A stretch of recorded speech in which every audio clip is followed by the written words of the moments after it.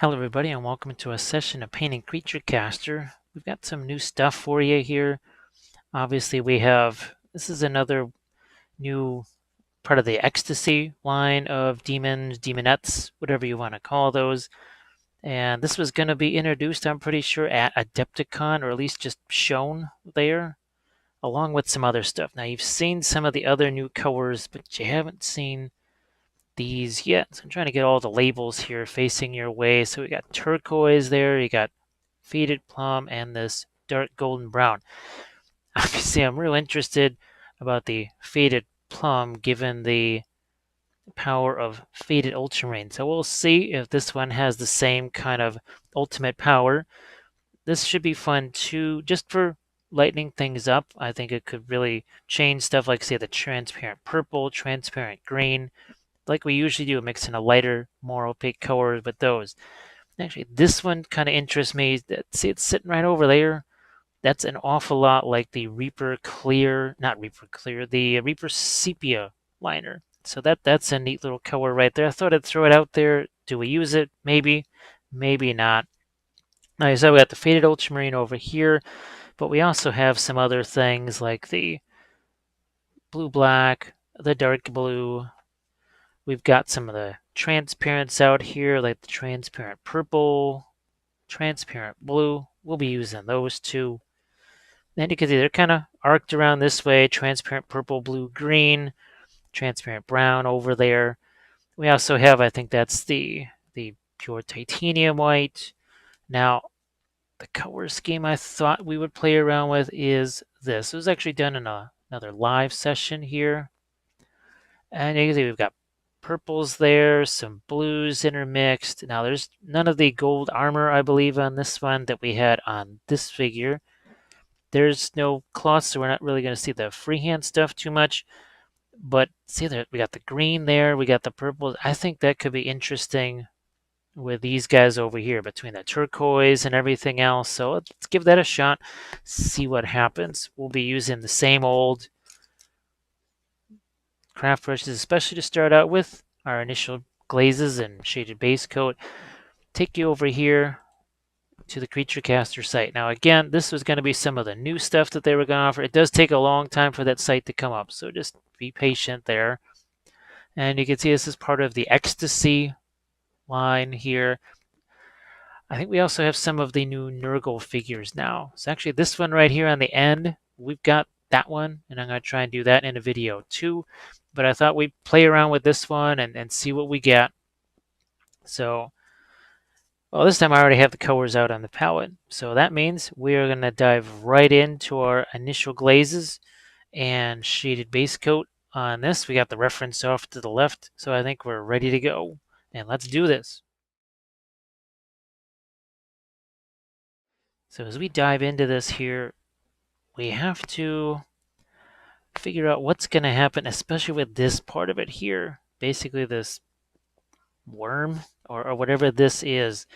If we're going to do this with the purple skin tones and such, I'm thinking maybe there's some kind of turquoise accents here, or it starts here, it's got some purple, and then it goes down to turquoise. We start to transition that down, maybe starting about here into something, because we got the transparent green and that. What the heck, why not do it? Well, let's see what we can do. I have no idea how this is going to work out. It could all be horrible. It could be fantastic. It could be somewhere in between. Who knows? That's why we got to find out. I just took some of the blue black. We got some of the transparent purple here. And I do have some of the sponges on hand also. So just starting off with some water. Now you can see there's a whole bunch of interlocking elements here. So we'll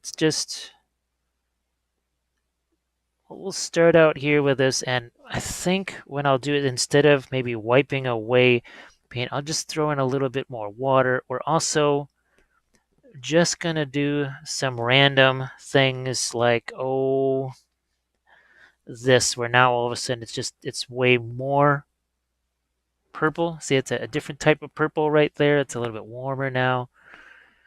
I'm just gonna let this change around here. So I'm gonna go now to I'm going to throw in just a touch of the Faded Ultramarine in there. That's just going to change the color a little bit. And like I said, it may look like a horrible, unmitigated mess at this point, but what we're trying to do, look, we'll do a little more of that Faded Ultramarine. See, we're already starting to get, by default, something in the way of transitions here.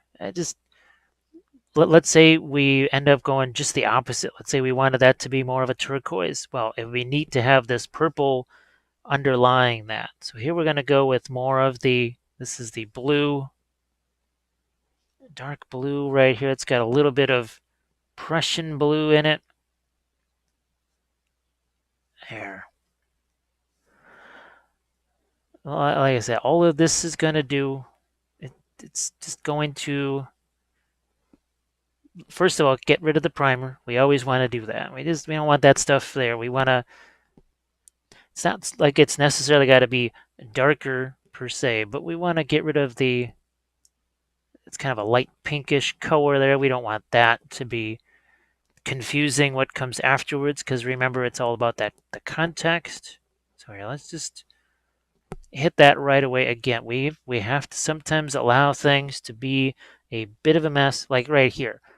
This is not going to be purple at all, but I am just gonna let that form a basis right there for something.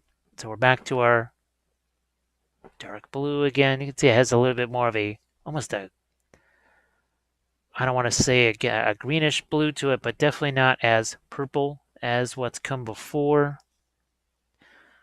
I'm actually going to grab some of that. That's some of the gray blue there. And we'll throw that on the end of our, oh gosh, claws, maybe, ish. There's another reason why we're not really, I was going to think about using the sponges, and I thought, maybe not. Because, well, this is a resin figure, and just the pressure of the brush alone on some of these things, or some of these elements, it's not like they're not breaking, but they're moving a little bit. And the last thing I need is for one of those really sharp elements to just hook onto the end of this sponge and pop off one of the elements. We don't need that. It's been a little too frustrating of the last couple of weeks for that kind of stuff to be going on. So let's avoid the frustration and not go there. I am gonna go to my transparent blue here, though. I'm gonna take a little bit of the purple. That's the transparent purple. Going up here, so now it's almost like a little bit of a blue right there. And the idea is, where's that? There's a little bit of that transparent green. So now it's almost going to get a bit of a jade look to it here, like so. And then at a certain point, we say, here, let's really start to transition this. It's going to become more of a green. And like I said, it's got to let it just kind of be messy at this point. Just run with it, go with it. See, a little bit of the purple works its way into there, whatever, not a big deal.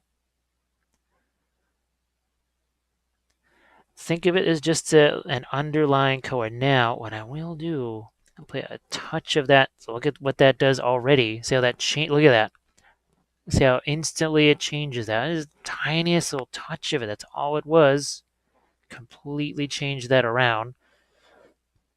And just work our way down here to whatever this guy is. Whatever that is, I have no clue. Couldn't tell you. Could not tell you. But does it really matter? It's a chaos thing. It's just chaos being chaos. And poof, there you go. And I think you can Well, let's fill in a couple of areas here that just, again, it was hard to get the brush in there. So already, just seconds into this, we've experimented a little bit. Is that what we're gonna stick with? Maybe, maybe not. But I am going to get some of this. That's the transparent purple down in there. Boom, like you do. I would like to actually use some of that sepia color around the edge here. So, let's do it. Let's do it. Never know unless you try it. And I'm gonna let it mix with some of my purple. That's kind of nice. Yeah. It, like I said, it, as soon as I saw it out on the palette, first thing that came to mind was, ooh, sepia liner. Oh, look at that. See, it makes a nice little blend there. Too shabby. I am going to now take some of this blue gray color because I know we use some of that and some of the ultramarine, the faded ultramarine on the other base. So let's just keep going. Let's just keep working here. Now I'm gonna say this, starting point here, maybe a little bit darker. Just threw in a little bit of faded ultramarine there. This might be a little bit darker than, say, a typical start. Like, again, this was a pewter figure or something like that, or just maybe a plastic figure, would have thought about going in with the sponges and maybe taking some of that away. But I could have done it. Maybe just, I don't know. It's been a very it's right now. I don't want to leave that sort of a thing to chance. But there we go. So we've already, like I said, in a matter of seconds, we've kind of laid this out a little bit here. Now, as much as I like to work wet into wet with things, I might let that dry for a little bit. So what I'm just going to do here is pick up this one. And you can see here how we've got these almost warm, saturated pinks next to what's basically a grayish purple right there. Then again, you're into the warm, saturated pinks again. Look at how the arm actually gets darker there. We did do our thing with the spots. I think we can do it with this one too. Yeah.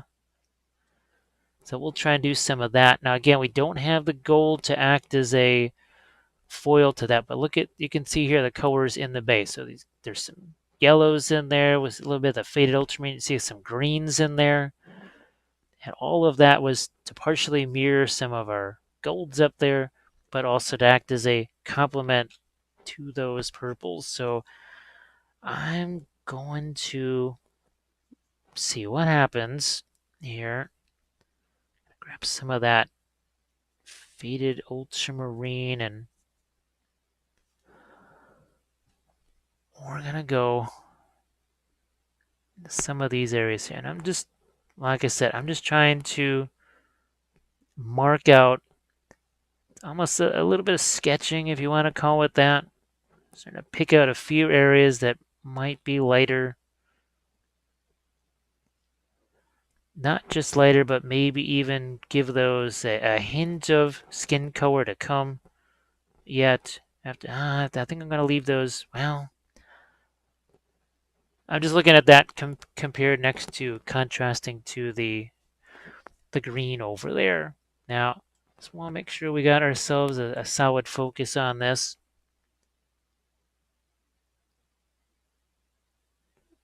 And I've got that wet paint sitting out there, so I'm gonna see if I can't let some of that do a little bit of blending on its own. Can you? You can see that. I think you can. So as I said with these claws here, never quite sure what to do with those. Now part of this is for oh gosh, even going back to the painting pyramid days when I was doing the different videos on painting the demonettes. That was what, Raging Heroes or something like that. The purple skin tones that had that variety. Some part of it was more blue, some part of it was, well, obviously more of a purple, some part more magenta. Also, keeping in mind that as soon as we start to add in these regular colors like things, Faded Ultramarine, that sort of stuff, even that new Faded Plum, that means you're going to you'll lose a little bit of your transparency. It's going to be more opaque. Get this is again going for some more of the transparent colors. See, that's basically a little bit of wet into wet there, just to have some fun. There's times where I'll just kind of entertain myself, trying some new colors or whatever for no particular reason than other, just to see what the heck happens. I'm going to grab a little bit of the lighter color there, and I want to, just like on the other one, I want to start to introduce something out onto these claws and even on the instrument here. Something besides purple. But it's nice to have that purple just kind of sitting there. Something that I can work with, draw from. Even let this gold color mix into it a little bit. The other reason I thought, well, what if these claws or whatever the heck they are is maybe a little bit different color than say the face. Gives it maybe a little contrast since it's right next to it. Now, actually, I was mistaken. There actually is a few, or are a few elements of armor on this, so that's neat. We will get a chance to throw up a little bit of gold on there, maybe.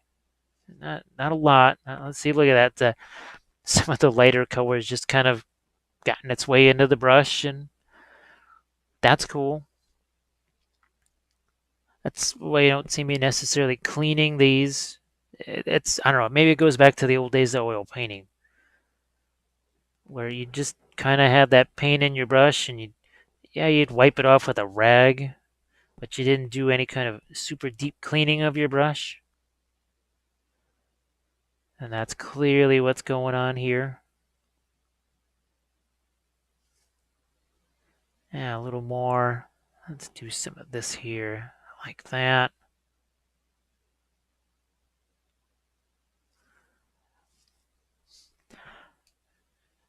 I'm going to, for the heck of it here, a couple of things. We're going to try again some of the off-white with that. Boy, that really does act a lot like sepia liner. That's pretty neat.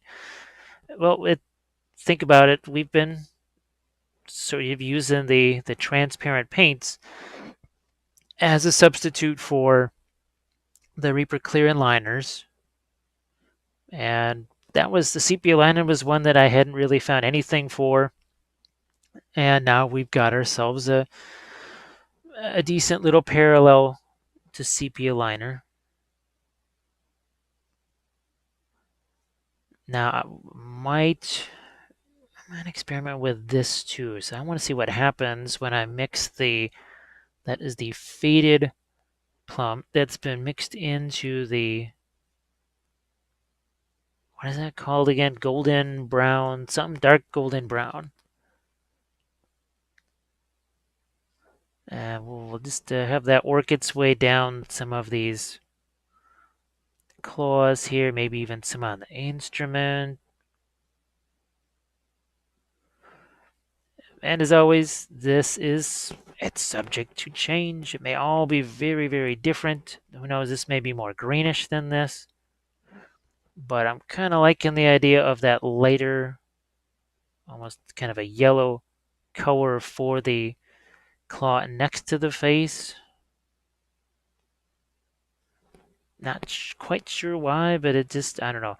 What I may also do is throw a little bit of maybe the transparent yellow out here, since now I see there are some more armor elements and I would like to have maybe that brighter gold aspect to it. And then I see here, there's almost like there's some, yeah, see those should pretty much be more like gold jewelry. So in the next phase, you'll see me add just a transparent yellow should be more than enough to, with what other things I've got on this palette should be more than enough to get me some golds. So here again, looking to get a transition there away from that darker sort of turquoise.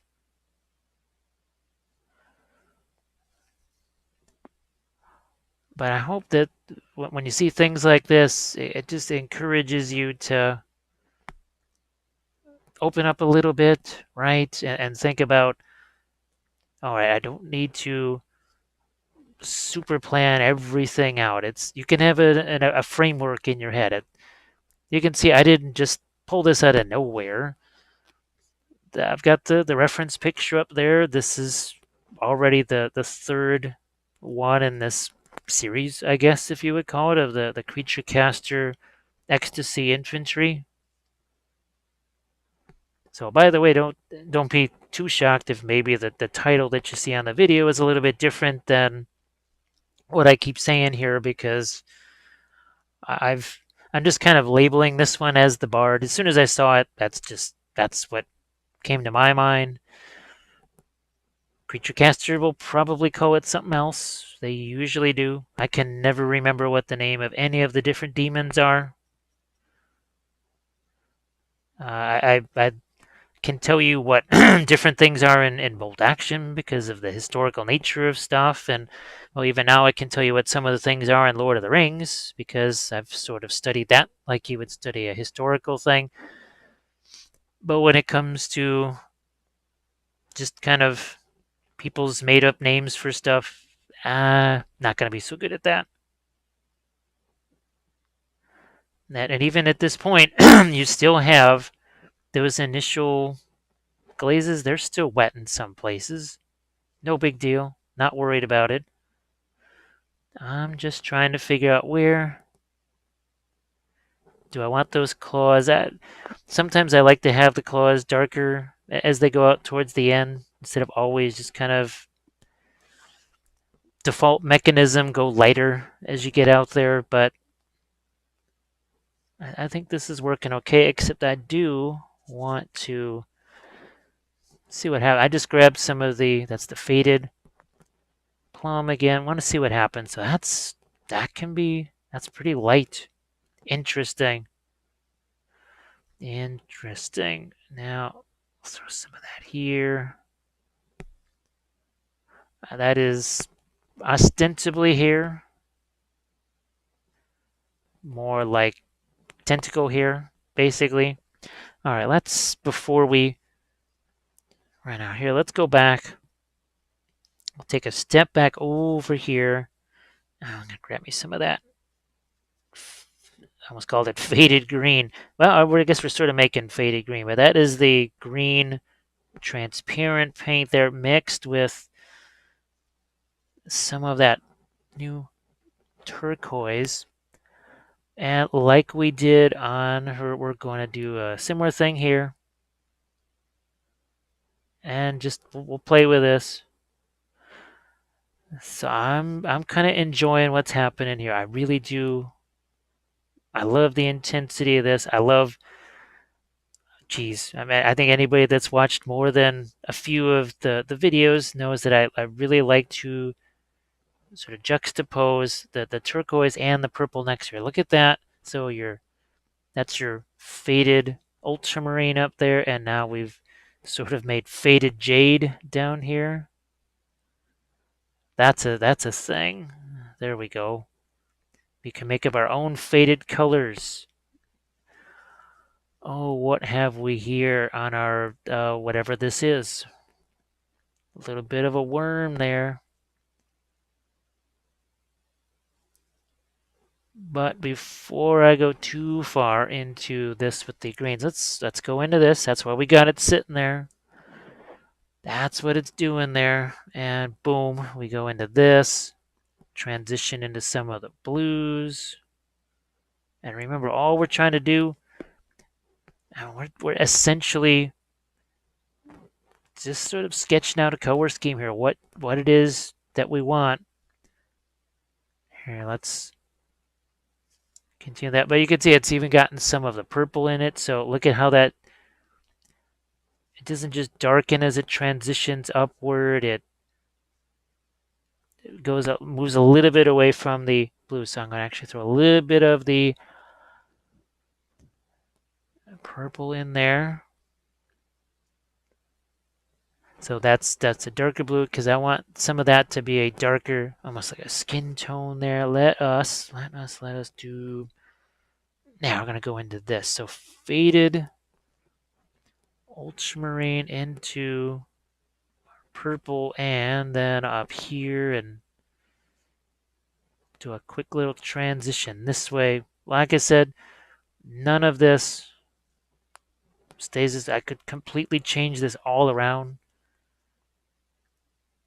There's a part of me that has the sick temptation of starting out something like this and then all of a sudden saying, guess what, we're reversing the color. And then spend the entire rest of the video painting over all of that initial stuff with exactly the opposite color. Yeah, that sounds kind of fun to me, as some of you are already horrified at that prospect. Now we got some purple here, kind of some of the last little things that I screw around with here. Some of the last little things. Oh, what else? Yeah, so you can see some parts of the initial glaze, they're still not dry yet. I'm going to go up here. This is straight up the faded turquoise and our, wow, look at how bright that can be. So we got a long way we can go here, light and dark wise. Oh, look at that next to our faded ultramarine on the, well, it's less of a toe and more like a cloven type of thing, but whatever. So I think we're gonna have some fun in these recessed areas here, trying all kinds of neat different. Ah, look at that. And we can look. We can still go more. And this is not the lightest color either. We can go lighter than this because we haven't added any kind of off-white to this. The turquoise color there. Yeah, that's pretty. I can get nice and intense there. So what we are going to do is we'll jump back into this again. It's really going to be continuing the base coats, but I would say a little more targeted, resolute like this. Because what we want to do is have that ridge line be lighter. So we're going to start to add some more midtones here, and we're going to do that next. Let's get back into this here, and let's continue to march our way up the ladder here. So we've got, it starts to get a little bit more bluish, but the interesting thing is too, yeah, this color gets lighter, but see, I've got some purple underneath there.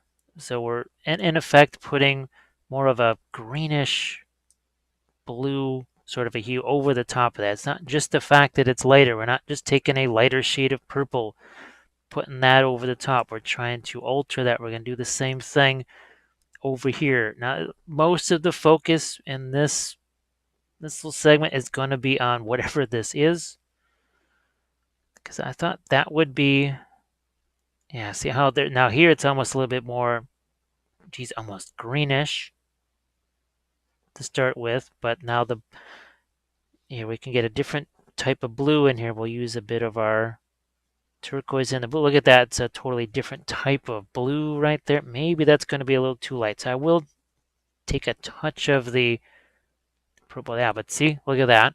So again, we have a different little different flavor of color there. Is this? I mean, it's chaos. This whole transition of things. That's really not a bad idea. I'm gonna actually grab. There's some of the initial wash is still sitting in there. I grabbed some of it, and that thins some of this down, helps it flow a little bit better. So you can see we've got more of a greenish, then it goes more blue, then up here it'll transition more to purple, and this is still just, I think of this almost as a base coat at this point. I know it's really weird for some folks to think of it as that, but it really sort of is. That is kind of the idea that we're putting out here. Now look at that. Again, another nice little transition there against the skin tone. Look at that. See what's worked its way in there? Now I think I might be able to let the brightness go up here a little bit, maybe. Oh yeah, that's very fun. It's kind of a transition that I like. I like doing that. This again, more of a like a sky blue next to the purples with some of the green transition in between that. And then, we can sort of compare the more reddish purple colors of the figure itself versus this. Now let some of that blue work its way down to here. Again, I'm not really worried about any kind of precise edges or anything like that. I want a little bit of green back into this here. I'm more interested like this. I'm more interested in creating some kind of, oh, that is a niftiest bluish green. Wow, really like that right there. It's different than what we've got down here, actually. I am also going to see it now. The snout gets a little bit more of a bluish look to it. We will do that on this side as well. So under here, I think some over here. You can see now that's kind of neat that we have that sort of faded ochre look, right? Oh, faded ochre. There's a color that has to happen. Except I think there might be something similar to that already in the line, but maybe we'll just call it that because anything with the name faded in front of it makes it better. We know that. Oh, see what I'm doing here in some of these reset. Look what I just did there. I actually put a sort of a mid-tone sky blue into what is, I guess a lot of folks would say, that's a shadow area. Yeah, but I think it's kind of fun to have that. Fun to have that there. Now, I'm going to, oh yeah, here, let's try this. So we're going to take some of our faded, we're basically making faded ultramarine. I realize that now. Yeah, we're kind of making faded ultramarine at this point, which is hilarious. However, I'm thinking we need some more purple in that. Ah, there we go. That's more like it. Much more like it.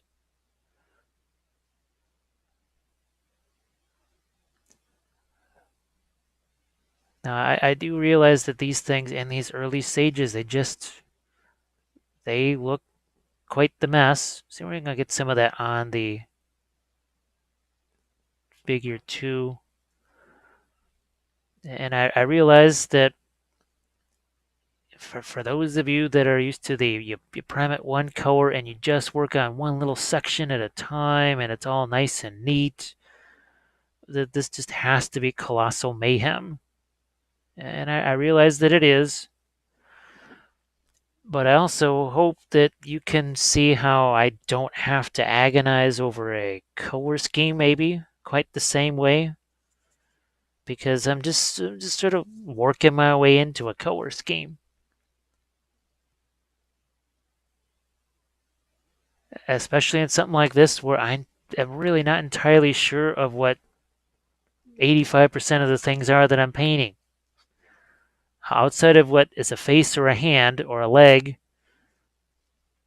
that could be anything. I don't really know. So hopefully this frees you up a little bit. When you see this and you see somebody willing to just, well, basically on camera to say, what the heck? I'm just going to start putting colors here, some over here, see what happens. If I don't like them, no big deal. If I do like them, well, then yay, that's great. I sort of like that bit of turquoise on the chin there. So maybe that is something that we aspire towards in the future bits and pieces of this figure here. Going to let some of that work its way into the claws here. Remember, I can always hit these with some glazes. You could use, let's say you got the contrast stuff. Well, after doing this, maybe you do a little bit of thin down chyish purple glaze on this. You don't have to only use Creature Caster paints. I'm just sort of isolating these here because, well, we've got these new. Well, technically, there's more than 3 new colors. Some of the other ones that I'm using, they were going to be new at Adepticon. Now I'm going to have to see exactly what's happening with the face and the eyes there, but yeah, not something I'm worried about at this point. You know what I need? That's what I need is some more of my, there we go, transparent purple with the Faded Ultramarine mixed in. There, that gets it a little bit more towards a warm purple. Nice.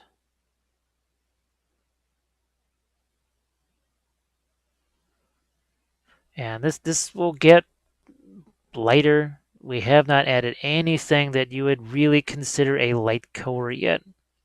And look at, you can see what is a, I'm pointing to it right there, and everything else compared to that, if we do that whole value scale thing, that the numeric value scale, that next brightest thing, like what we're putting on here, is maybe a 3 when it comes to lightness compared to some of the other things. I mean, maybe it gets to a 3, might even be a 4.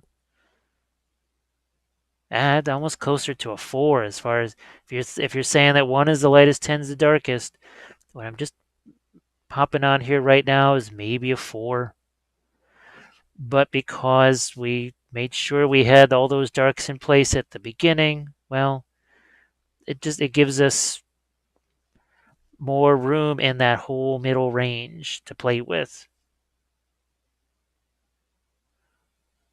And like we said it before, if you're doing stuff and you say, well, gee, I'm not seeing this getting any lighter here. Well, go darker.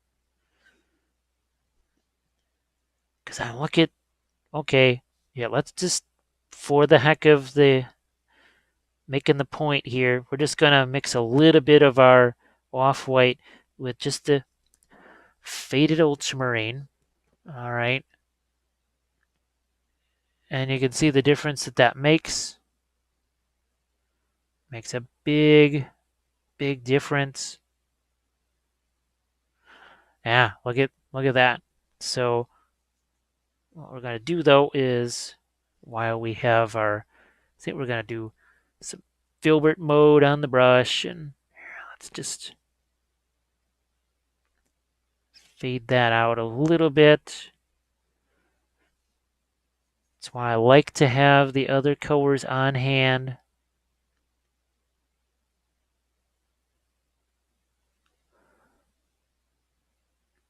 And like I said, you see, we can even do a little bit of, look at that, it's not a dry brush, there's plenty of paint on that brush. We're just using that feathered brush stroke there. It's not like that's going to be a final color. I'm just trying to, what it does is it's a little bit like that, what would you say, zenithal priming or whatever. I just noticed here that that's actually a mouth right there at the opening of the instrument, so that's okay. I didn't even notice that till just now. Interesting. Very interesting.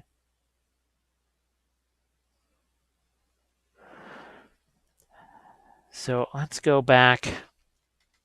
Let's go back to our whatever this guy is. And you can see, look at that. That's more of that's almost just jade right there. I can see where it's going. It's actually going into some of our crevices here. Might even throw just a touch up there too. Like I said, you don't know what's going to happen here. Anything might happen. I just took some of the turquoise, mixed it with that somewhat of a bluish mix there, and I will start to find some of the lighter tones up here in the worm. Now I've got to think, do I want this to be a lighter tone than that? Just overall, just in general, it's best to, this is going to be light for the, whatever the worm is in the backdrop, to be a little bit darker. Now, also have to think that, well,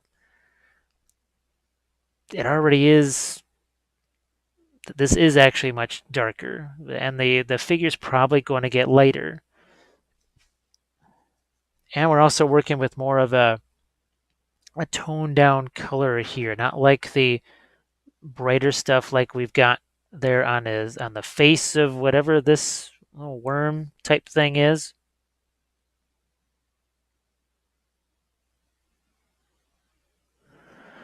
Here, let's get a bit more of. I'm just, like I said, I'm just positioning some lighter colors along this, and I will certainly be going back in with some darker glazes at certain points here.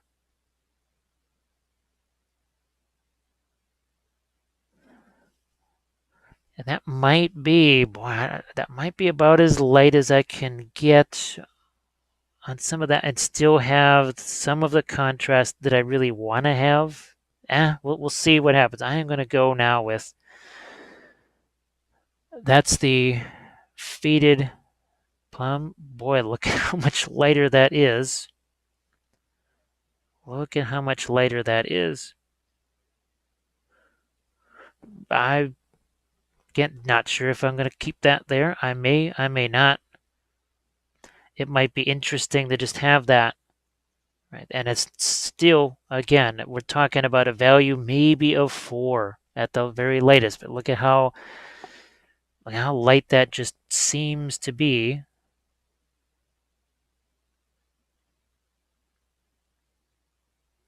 And that's, well, what do we got up here? We got to do something with.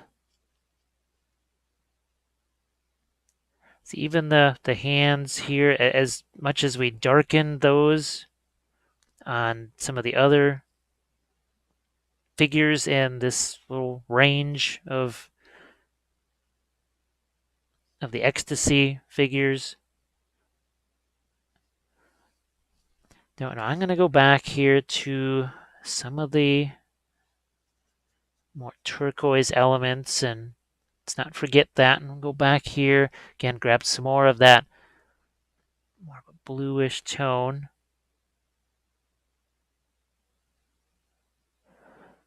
And remember, I can do more stuff to transition things here later on. The whole point of this is, all right, that was, yeah, it was neat to have that purple right there. But now here, something's got to happen there. That's there's just not enough of anything happening right there, so I'm going to go with some of that. To touch more towards the blue, we're going to go even that much more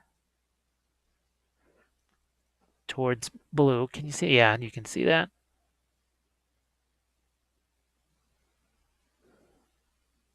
Like so.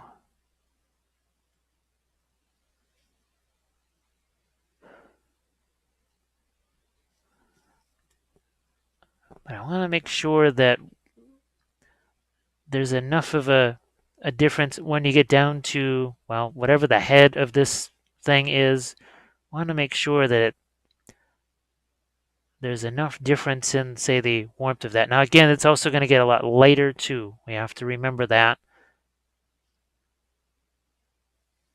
It will be getting lighter. Yeah, that was getting to be a little too close to the purple of the figure, so let us take some of that. Again, the turquoise, mix that in with that's just that is just our transparent blue.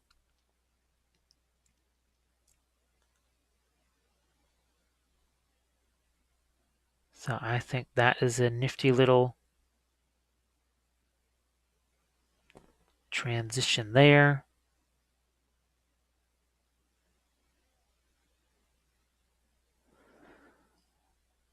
Okay.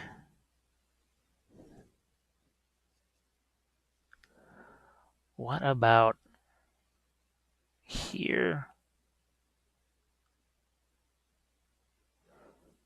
And like I said, all of this, we're just positioning colors here. And I think you can see with each of these little things that I drop down, there's a more complex pattern that you can see. Well, that's actually sculpted in there. I just haven't really been bringing that out just yet. All right, I'm going to move over here again with our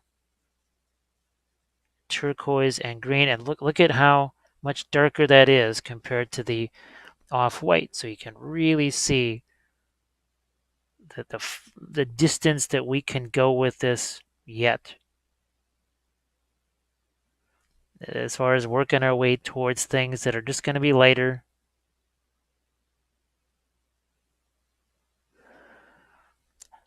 Lighter and more intense, more saturated.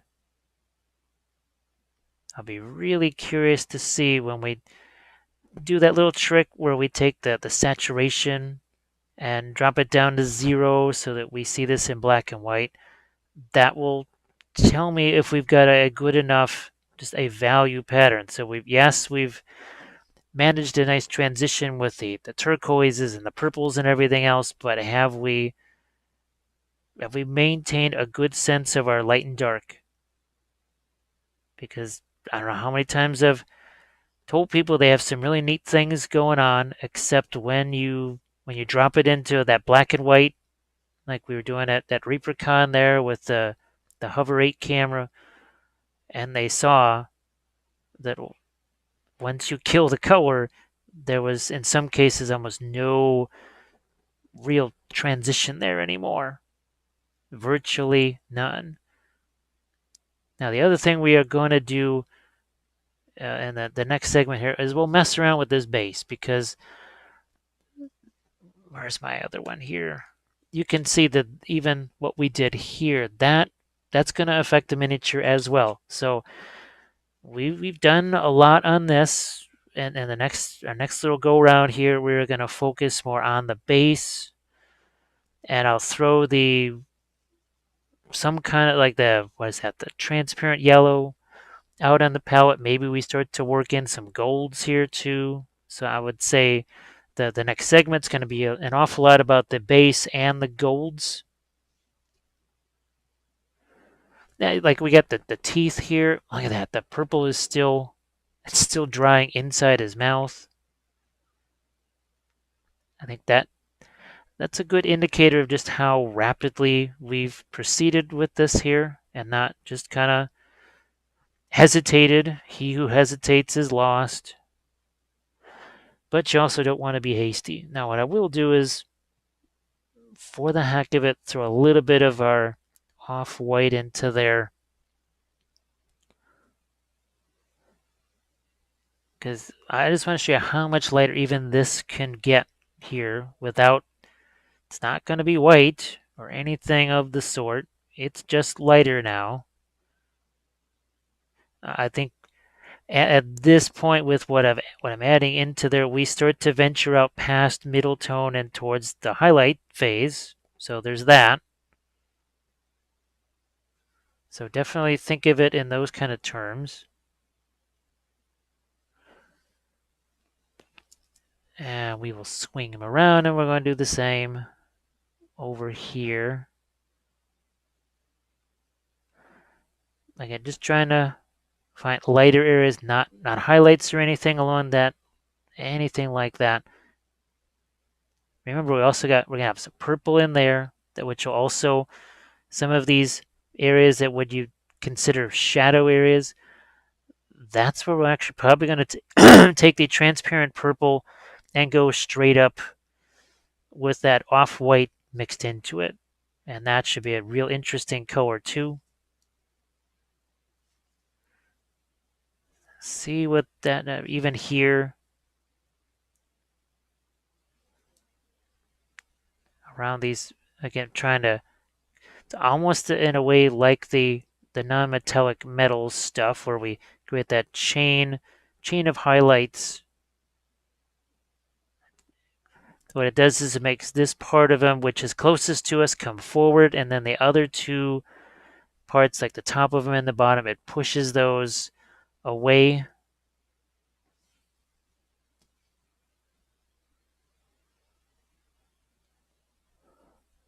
So a bit more here.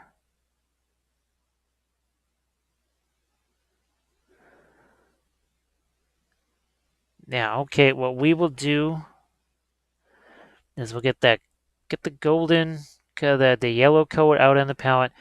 We will start to play around a little bit more with these little gold elements, and we will do the floor, and we'll get to that next.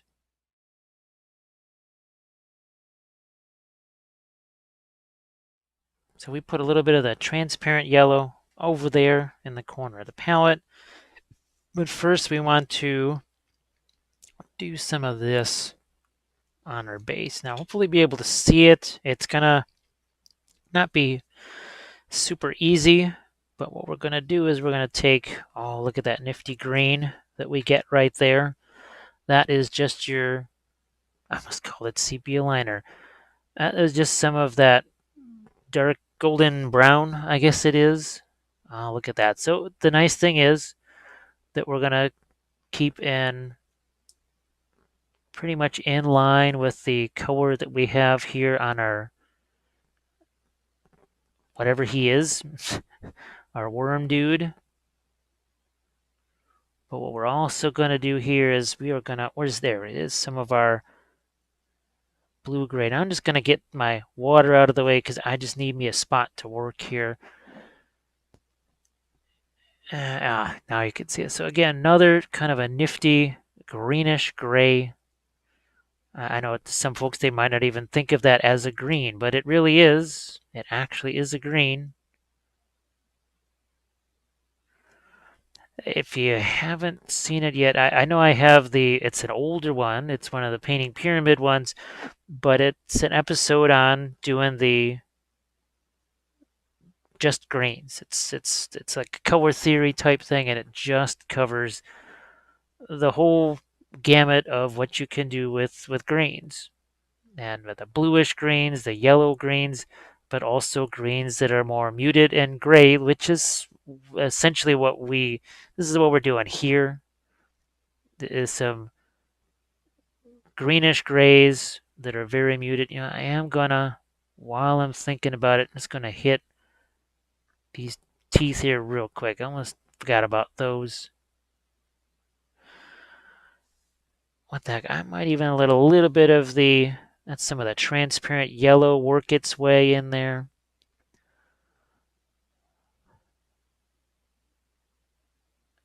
The whole point of this, it's all chaos. So this idea of having just a lot of different color transitions, even in the base, even though they're real subtle and toned down, it's really not a bad idea. It carries that idea all the way through of the fact that, yeah, there's something chaos, something weird going on here, something that's not quite natural. And you can see it now. We've got, because of that little hit of the transparent yellow in there. Where are we at here? Just gonna get some of the few areas here. And remember the yellow and the purple, they sort of like to work together. We've got that little piece of armor up there. And then we also have some of these bits over here.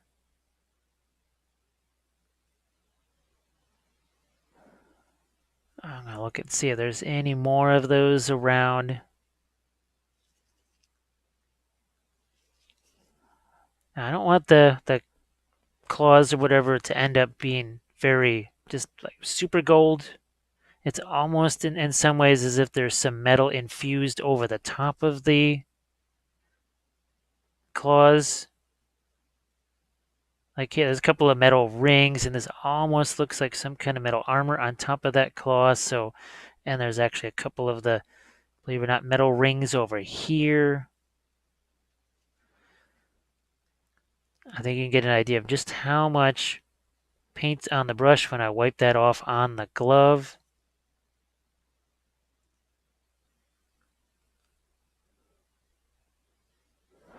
I'm thinking, you know what? We're going to do something like this. We're actually going to let some of the transparent brown in there while that's still wet. There we go. Might even let a little bit of that work its way into those claws there. Maybe even a little bit onto what I'm sort of treating as armor pieces. You don't have to. Well, if you're doing this with yours, you don't have to treat them that way. And you never have to copy someone else's color scheme. There can be some value to actually doing that because I've had to do it on jobs. It's basically, look here, copy this color scheme. That this figure, we lost it. It got broken at a show or whatever. You've got to, or it's just old. We need you to repaint this figure, and it needs to look exactly like the other one. That can be an interesting little exercise to do. It can be a fun challenge. I mean, in some ways, I've ended up kind of by default doing that. And maybe on some of the videos where I couldn't necessarily find something, what would you say, that I don't want to say is a real reference or whatever, but sometimes I've just had to use a reference of somebody else had painted something. Now I am going to, so there I mixed some of my yellow tone with the turquoise that's there, and that goes on the base. And like we always say, if a color goes somewhere, it must go everywhere. And this is one way to ensure that some of that turquoise ends up on the base. But you can see it's far more muted. Again, people might not even really notice it's there. They won't really look at this base and say, "Oh, that's green."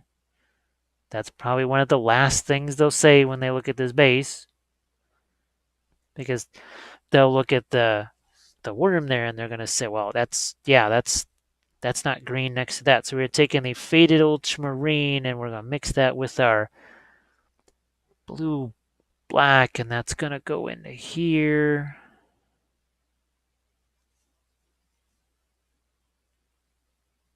Like you do. How's about a bit more over there?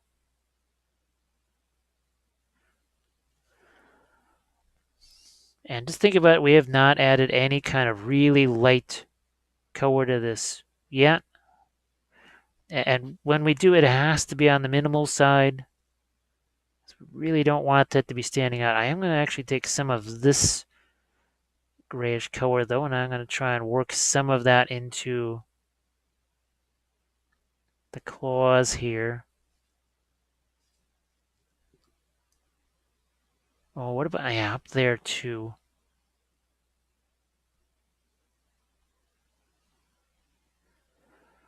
Like I said, not to say that there won't be changes along the way. Now I am going to actually maybe shift to a smaller brush here. Oh, you know what?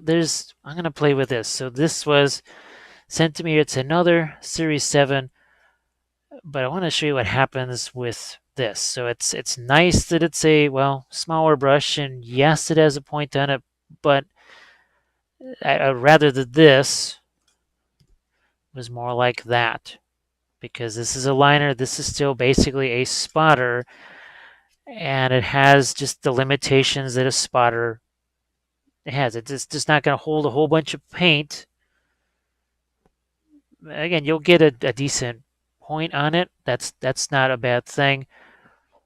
But it would be nice if it was the bristles were longer.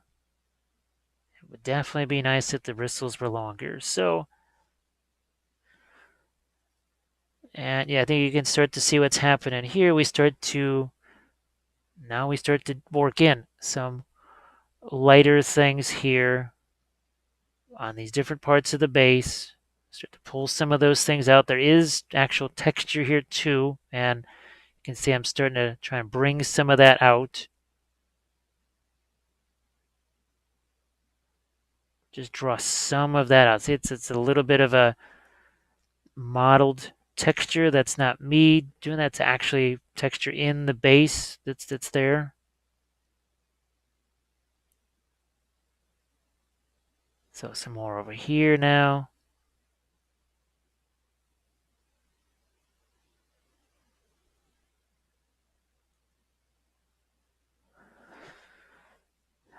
And still, we have not really approached anything that resembles white. I did add a little bit of the transparent yellow in there, partially because I want to start to play with that up here. So you can see what's happening here with the, well, stuff that's gold-esque. It's almost more of a cooler type of a gold. It's not really warm, not a very yellow gold. It's almost got a bit of green in it. Now, part of that is, we've got all of that green in the, and the turquoise and such in our little critter, whatever he is.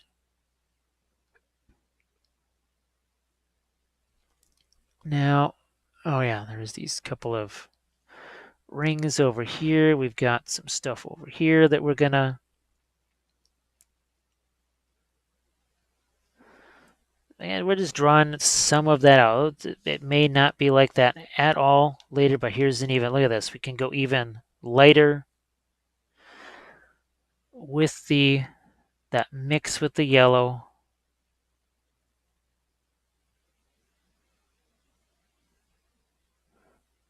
Just trying to figure, okay, how, oh, yeah, we got to do the other side in here too.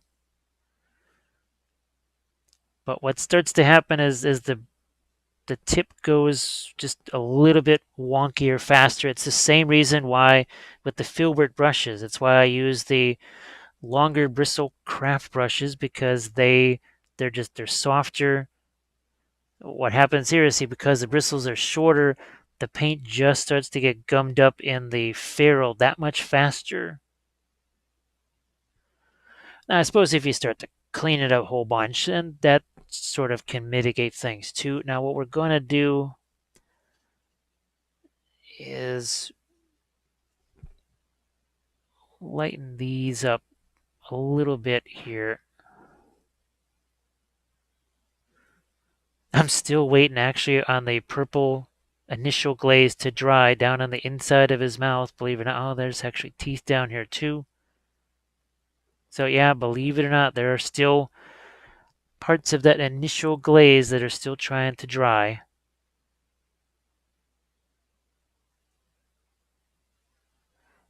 Okay, let us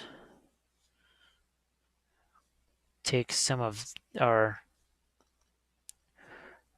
grayish color here. Just going to throw it over the top of these strings so that I can go back over them again with something that's lighter. And then I'm going to also take this purple here with a touch of the transparent brown there. Aha. Almost instead of like a standard guitar opening, it almost looks more, well, like a kind of open sore, because that's That's fun.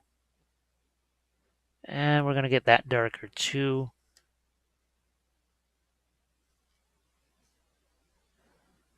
Just going to use my fingers to wipe away a little bit of it. I don't want to get too crazy with that because, like I said, you got to be a little bit gentle.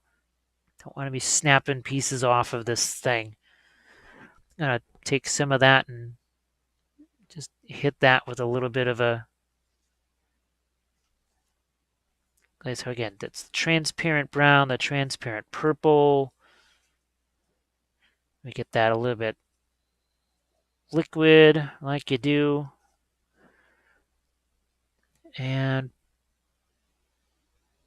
boom, and then just carefully target it. I'm wiping away with my finger because, like I said, don't want to take the chance of the sponge, little part of the sponge hooking on the claw and just kind of ripping the thing apart. We don't need that. Don't need that right now.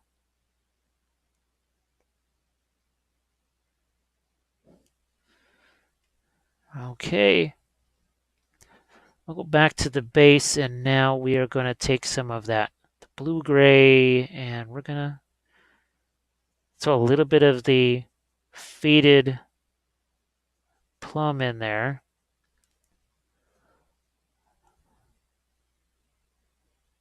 And now we put a different type of gray into this base. So we were leaning more towards the green, then all of a sudden we started to get a little bit turquoise. Now we're actually starting to put in something that's more towards the pink/purple, reflecting another color that is in our figure, because why not? It makes sense. And it makes the base that much more interesting to look at. I'm also going to fool around here. We got a little bit of our turquoise color in there now, and like I said, we're going to throw in a little bit of a transition here.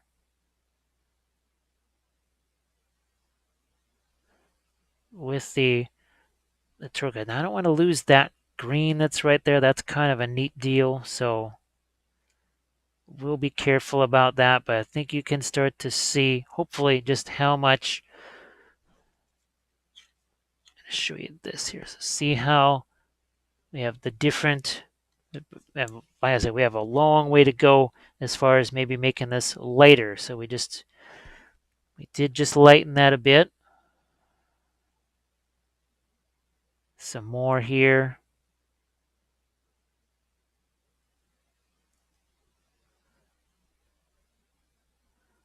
Oh, let's get some of these. Like I said, with stuff like this, it's really up to you how much you want to emphasize the base or not. You don't have to use these bases because it's not something that I made. This, like with all the other ones, basically all of the infantry, well, I think every figure basically comes with its own base, but you don't have to use it. I was really tempted here to just make my own base for this, but I was trying to keep the set of these somewhat in line with each other. So that's, if you're wondering why, I was just thinking of the set of these together, and trying to keep the videos sort of what would you say, consistent from one to the next, so you can maybe compare them.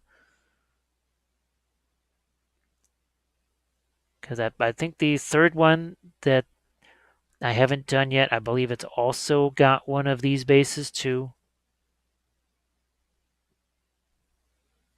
Yeah, here's a little more.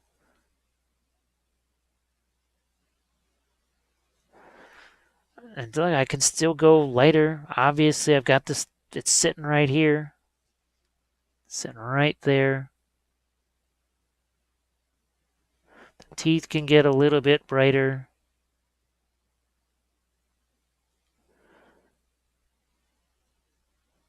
And this is probably, can you see, that's about as light as I'm going to want to get on the base. Don't want to carry that too much more towards light. Really want the figure to be the main event here.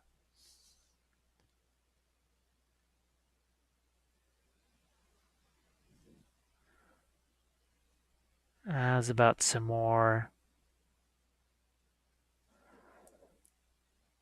Yeah, we've got it now. I think we got a good control here on our base. Now what I'm going to do is maybe get some couple shots of reflected light here on the gold there.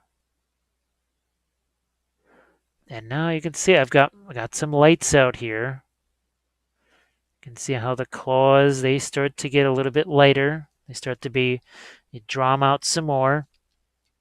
And that's essentially what's going to happen then with the figure itself, because you can see we cycle around. We've worked on the worm type thing. Then we went to the base and these golds here. And now that we've got those in place, I think we have a really good comparison now that we can start to think, okay, what do we want to do with the face? Like right here, okay, if I do this, then that shows me, okay, how much leverage do I have to add lights in something like the face?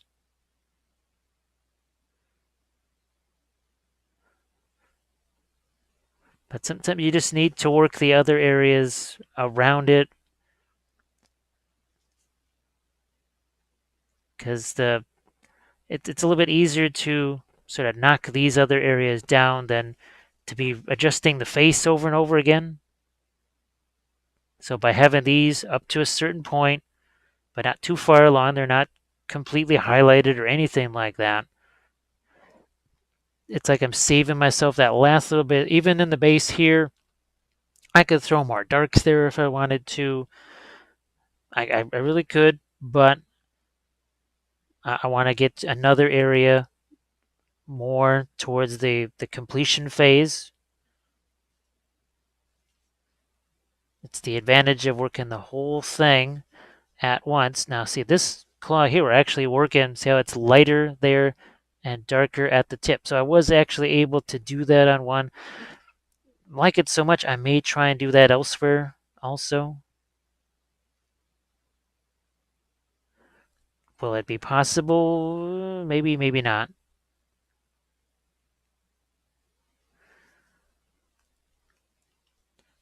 Okay, so we'll say that's enough on the base for right now.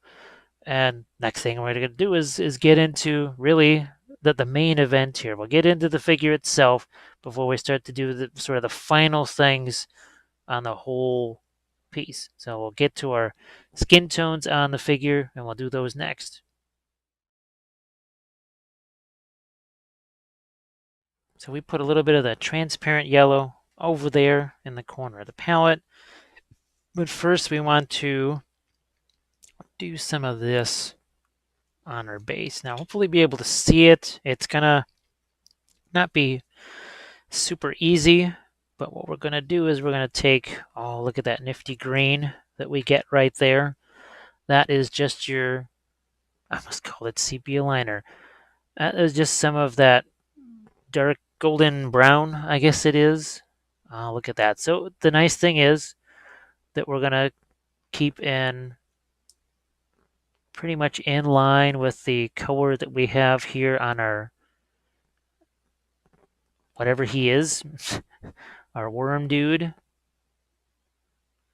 But what we're also going to do here is we are going to, where's there it is, some of our blue gray. Now I'm just going to get my water out of the way because I just need me a spot to work here.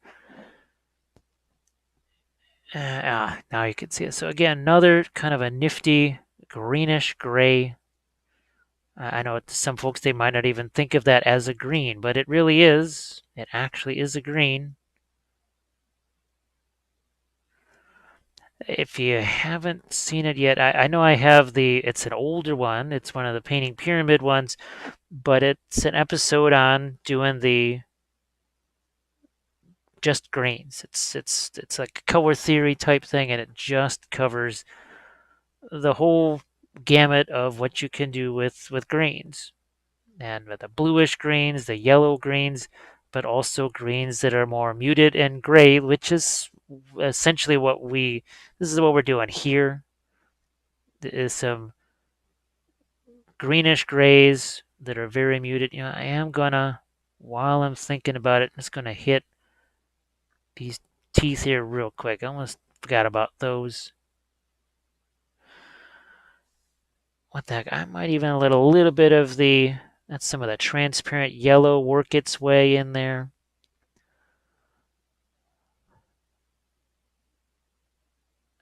The whole point of this, it's all chaos. So this idea of having just a lot of different color transitions, even in the base, even though they're real subtle and toned down, it's really not a bad idea. It carries that idea all the way through of the fact that yeah, there's something chaos, something weird going on here, something that's not quite natural.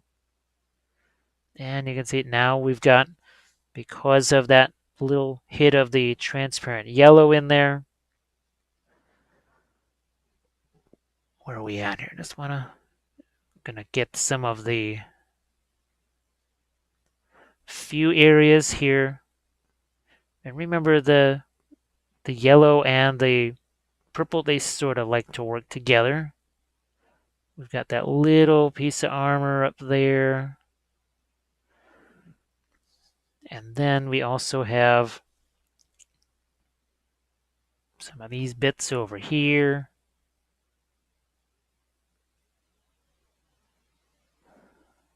I'm going to look and see if there's any more of those around. Now, I don't want the claws or whatever to end up being very just like super gold. It's almost in some ways as if there's some metal infused over the top of the claws. Like here, there's a couple of metal rings, and this almost looks like some kind of metal armor on top of that claw. So, and there's actually a couple of the, believe it or not, metal rings over here. I think you can get an idea of just how much paint's on the brush when I wipe that off on the glove.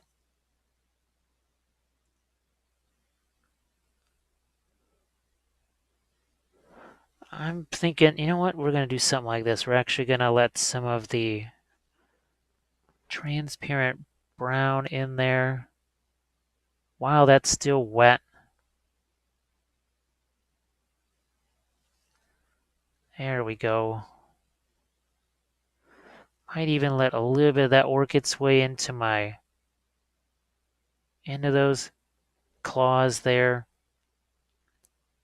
Maybe even a little bit onto what I'm sort of treating as armor pieces. You don't have to. Well, if you're doing this with yours, you don't have to treat them that way. And you never have to copy someone else's color scheme. There can be some value to actually doing that because I've had to do it on jobs. It's basically, look here, copy this color scheme. That this figure, we lost it got broken at a show or whatever. You've got to, or it's just old. We need you to repaint this figure, and it needs to look exactly like the other one. That can be an interesting little exercise to do. It can be a fun challenge.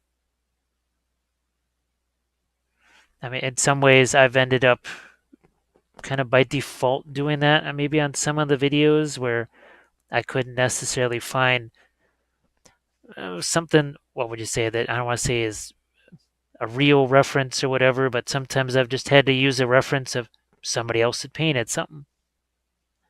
Now I am going to, so there I mixed some of my yellow tone with the turquoise that's there, and that goes on the base. And like we always say, if a color goes somewhere, it must go everywhere. And this is one way to ensure that some of that turquoise ends up on the base. But You can see it's far more muted. Again, people might not even really notice it's there. They won't really look at this base and say, oh, it's green. That's probably one of the last things they'll say when they look at this base, because they'll look at the worm there and they're going to say, well, that's not green next to that. So we're taking the Faded Ultramarine and we're going to mix that with our blue black, and that's going to go into here.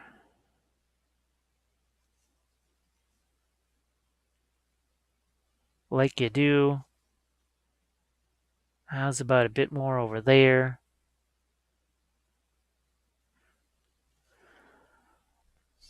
And just think about it, we have not added any kind of really light color to this yet. And when we do it, it has to be on the minimal side. We really don't want that to be standing out. I am going to actually take some of this grayish color though, and I'm going to try and work some of that into the claws here. Oh, what about, yeah, up there too.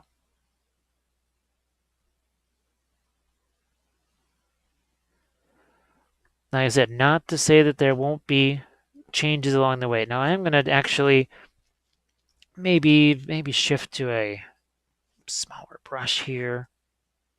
Oh, you know what? I'm going to play with this. So this was sent to me. It's another Series 7, but I want to show you what happens with this. So it's nice that it's a, well, smaller brush, and yes, it has a point on it, but I'd rather that this was more like that, because this is a liner. This is still basically a spotter, and it has just the limitations that a spotter has. It's just not going to hold a whole bunch of paint.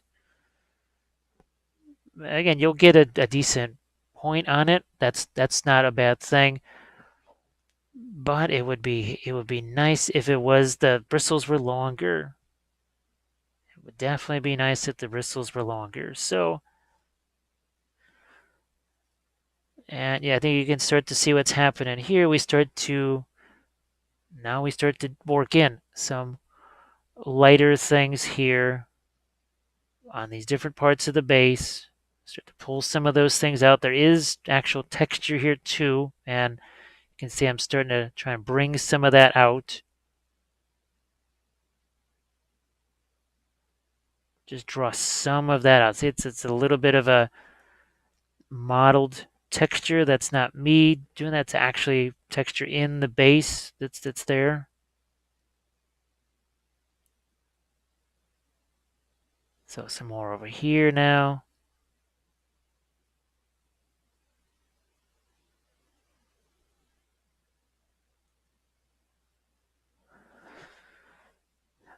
And still, we have not really approached anything that resembles white. I did add a little bit of the transparent yellow in there,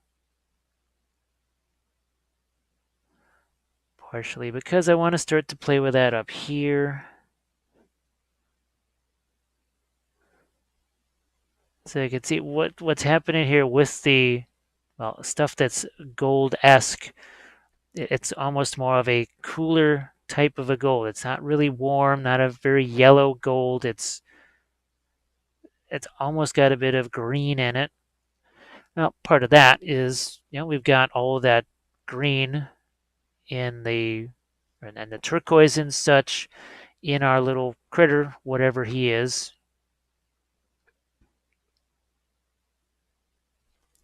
Now, oh yeah, there's these couple of rings over here. We've got some stuff over here that we're gonna, and we're just drawing some of that out. It may not be like that at all later, but here's an even, look at this. We can go even lighter with that mix with the yellow.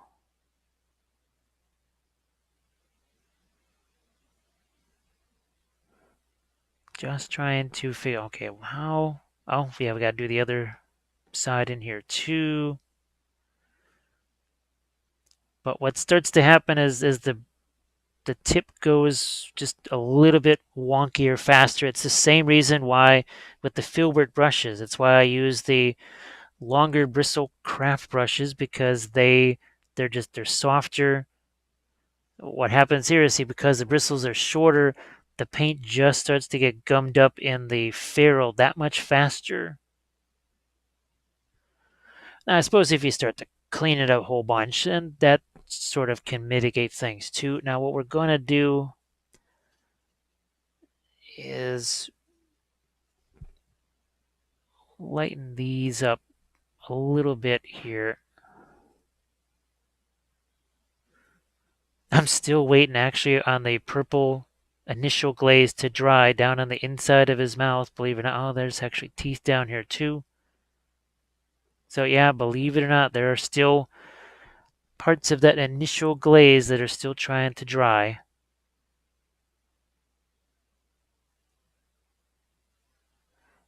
Okay, let us take some of our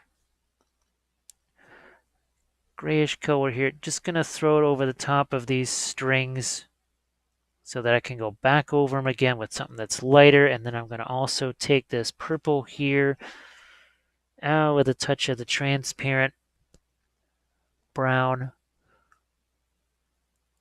there. Aha.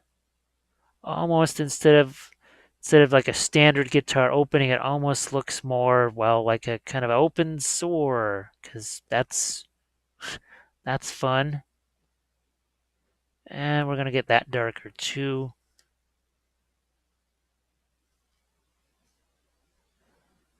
Just gonna use my fingers to wipe away a little bit of it. I don't want to get too crazy with that because, like I said, you got to be a little bit gentle. Don't want to be snapping pieces off of this thing. I'm gonna take some of that and just hit that with a little bit of a. Okay, so again, that's the transparent brown, the transparent purple. We get that a little bit liquid, like you do. And boom, and then just carefully target it. I'm wiping away with my finger because, like I said, the don't want to take the chance of the sponge, little part of the sponge hooking on the claw and just kind of ripping the thing apart. We don't need that. Don't need that right now.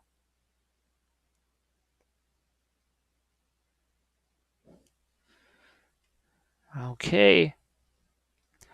I'll go back to the base and now we are going to take some of that blue gray and we're going to throw a little bit of the faded plum in there.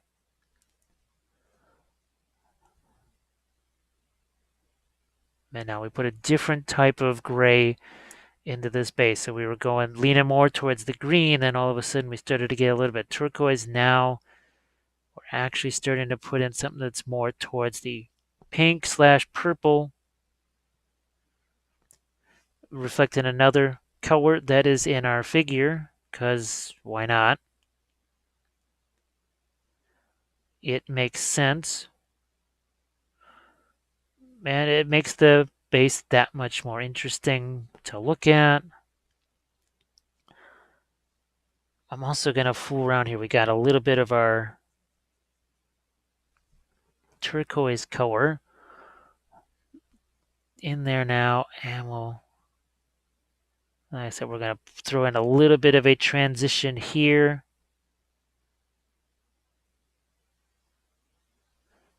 With the turquoise. Now, I don't want to lose that green that's right there. That's kind of a neat deal, so we'll be careful about that, but I think you can start to see, hopefully, just how much.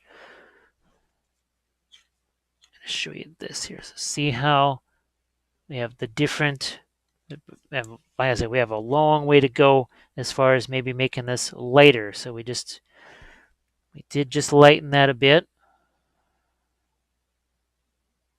Some more here.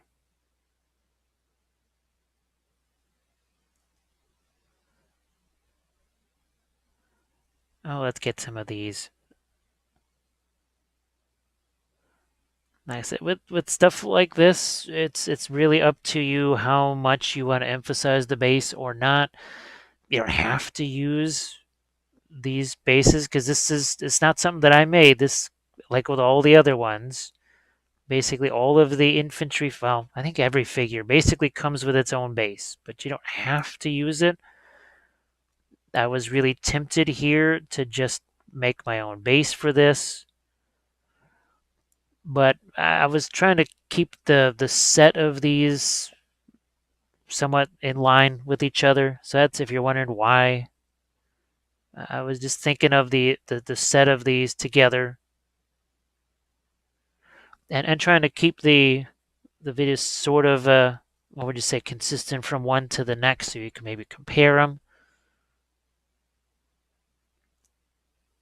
Because I think the third one that I haven't done yet, I believe it's also got one of these bases too. Yeah, here's a little more.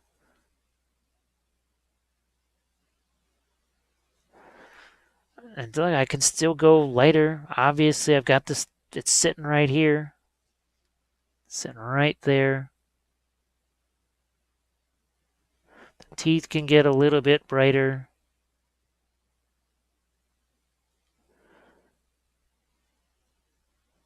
And this is probably, can you see, that's about as light as I'm going to want to get on the base. Don't want to carry that too much more towards light. Really want the figure to be the main event here.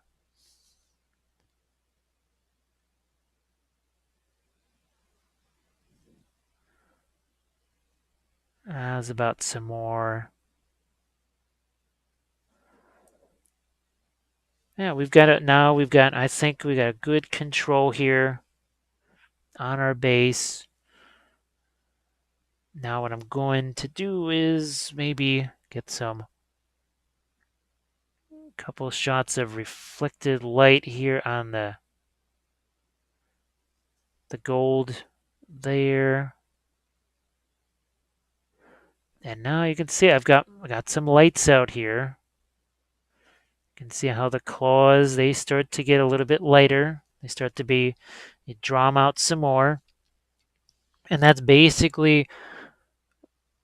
essentially what's going to happen then with the figure itself, because you can see we cycle around. We've worked on the worm type thing. Then we went to the base and these golds here. And now that we've got those in place, I think we have a really good comparison now that we can start to think, okay, what do we want to do with the face? Like right here, okay, if I do this, then that shows me, okay, how much leverage do I have to add lights in something like the face?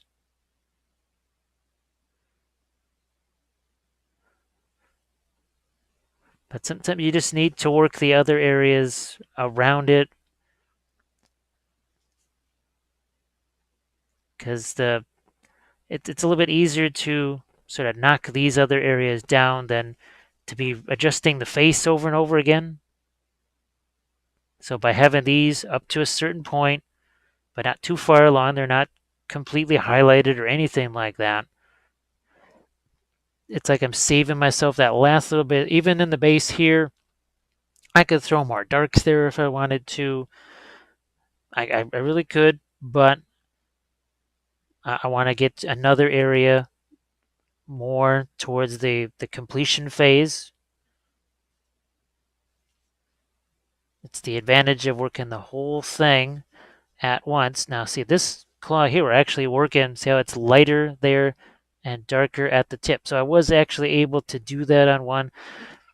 Like it so much, I may try and do that elsewhere also. Will it be possible? Maybe, maybe not.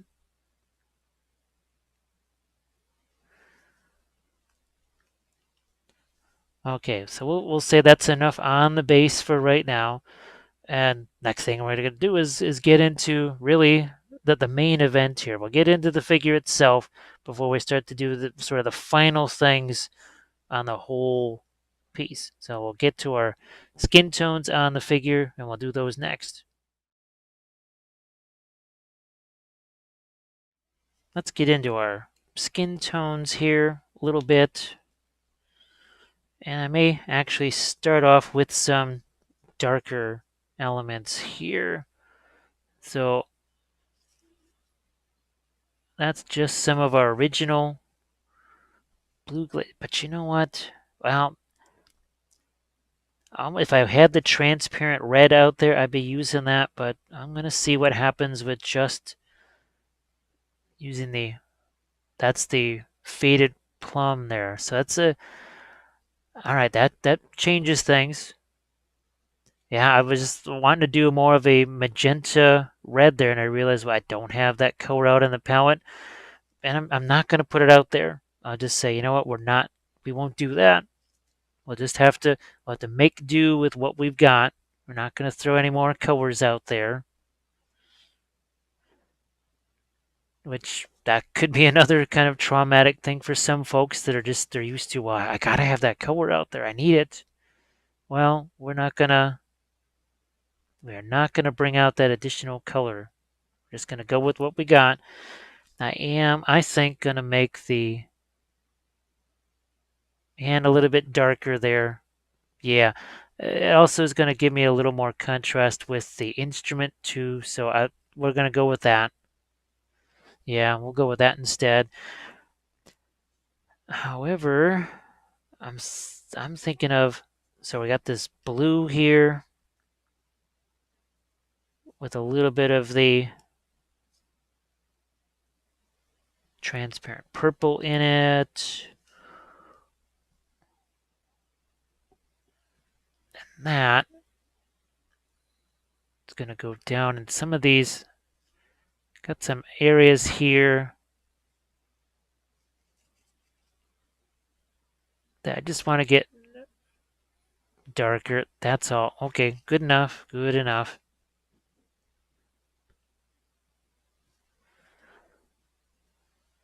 And like there, okay. I got some paint on stuff. Look at that. I'm just going to throw a wash on there and get rid of some of it. No big deal.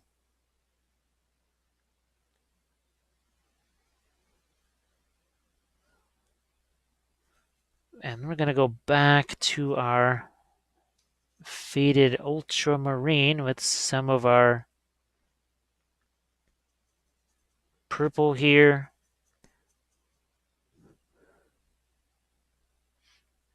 We're going to start to work our way back into this. So I let things get darker, knowing that, you know what, I'm going to go back in there with some lighter stuff.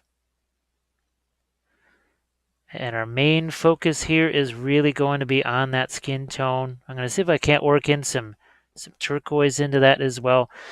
I think what I'll do is maybe save anything like those, the markings on the skin. We'll save those for that sort of, that last segment there. We'll save those kind of for the end. Now, one thing I did see over here, see how there's a little bit of almost like a turquoise color on the neck. That was kind of neat. So I think I've got some over here. I'm try and put this where you can see it. I think you can. Now, can I see it and can I get to it is the next question. Yeah, I'm trying to let some of that turquoise also get onto the chest and the neck. Because I think that's kind of neat. We didn't really get a chance to do that with some of the other ones. So I gotta be kind of careful here as I swing this thing around. I don't want the pointy things to basically grip onto my glove and be ripped off, literally sheared off of there.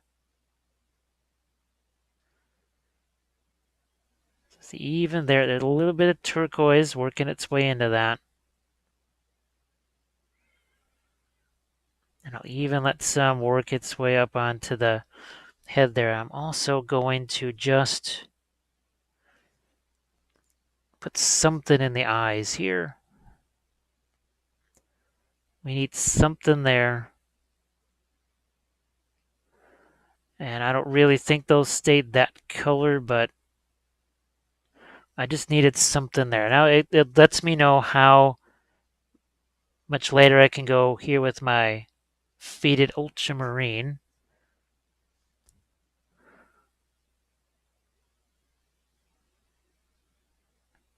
And yeah, let's start to bring out some of the cheekbones here.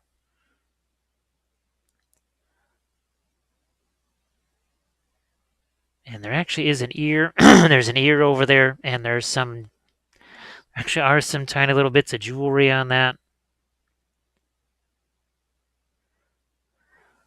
I'm kind of liking the color of that shoulder there. So as I try and lighten that up, see, I stayed more with the reddish purple color instead of going directly to the Faded Ultramarine, which would have been a little bit more ironically towards the bluish side.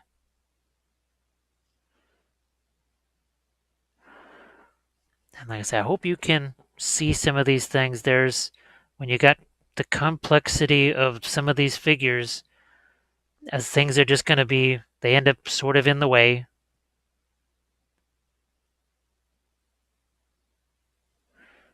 Just a little bit in the way. Okay, let's move that over.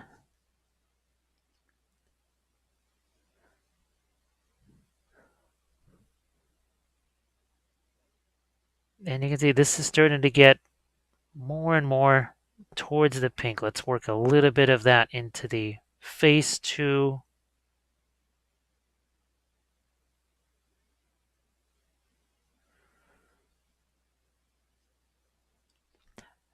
And maybe here again on the leg there, that is not quite so much towards that pinkish purple color. Maybe it is more of the towards the bluish side of things. And we just leave the shoulder to have, okay, here, let's take some of the faded plum and we'll use that. And boy, look at how much lighter that is.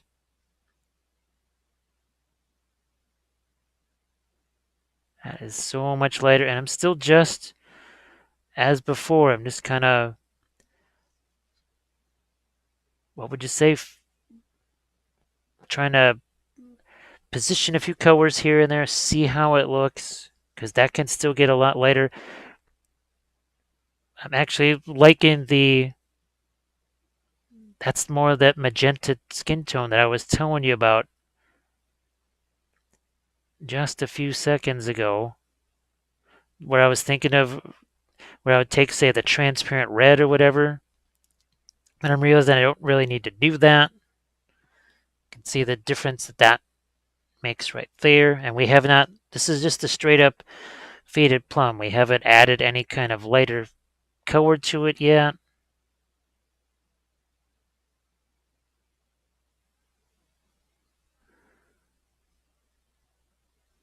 Let's see what we have going down here. I'm still thinking I would prefer those to be on the darker side, but haven't, like I said, I haven't really decided that yet. And here I'm adding these lighter colors to the hand, fully with the intention of doing something like this. And just kind of glazing over the top of those.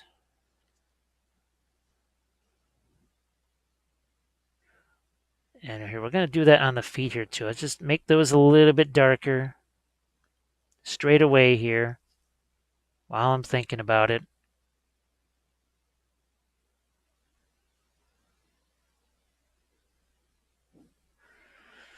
And then we will, all right, let's start to add a few, and a little bit of light to that faded plum over there.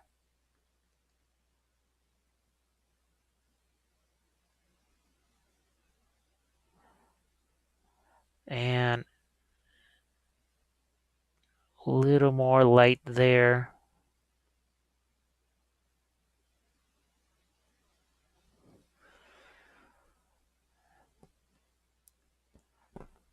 And with each of these little additions right there, it's like the purple there, it brings that out. I still want to make sure that I don't lose.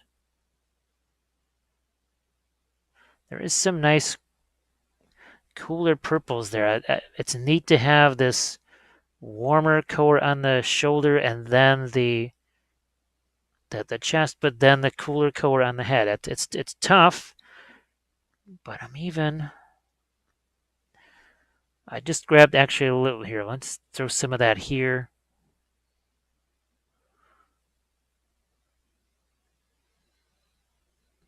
There. Yeah. I really, if you would have told me that I was going to be throwing turquoise onto the face, I would have said, yeah, that's probably not going to be the plan. But for whatever reason, that sort of strikes me as maybe a little more interesting there. But I'm still not forgetting the faded ultramarine here. I mean, it is, after all, the most powerful color.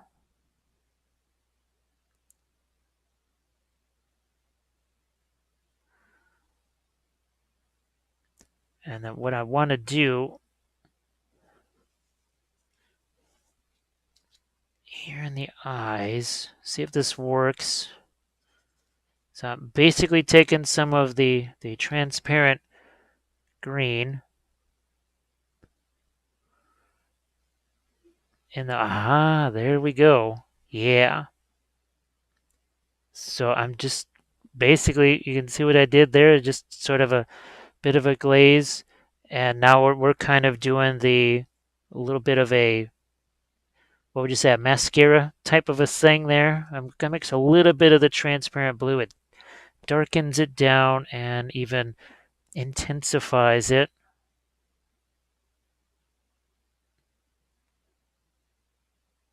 I'm trying to carry that up for the, yeah. So it's another thing too, because see, we're going to be using a lot of that as the dark right there. So we're doing that whole thing of mirroring color in different areas. And then the face just becomes a little more interesting because now it's not just a sea of different shades of purple. Because the instinct there would have been to do what? Just, oh, what the heck, we'll just take some purple and make some eyeliner around that in purple. But instead, we did the green, and that actually, to me, made it way more interesting there.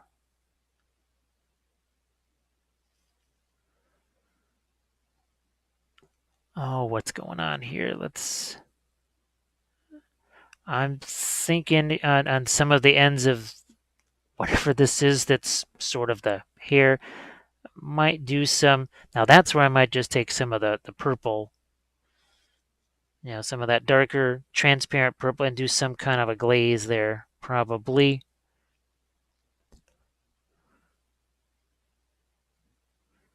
So again, we are just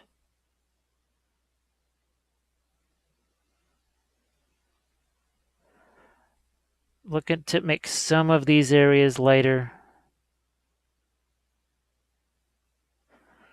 Now, some of this stuff, especially the deeper crevices on things, well, I'm just probably going to have to paint those off camera because you won't be able to see them, and I'd have to hold this thing at such a weird angle just to get to those. So if there's something that you see, it's like, wait a minute, I don't remember him painting that. Well, it was most likely something that the reason wasn't enough time for, because we also don't want this to be a 17-hour video.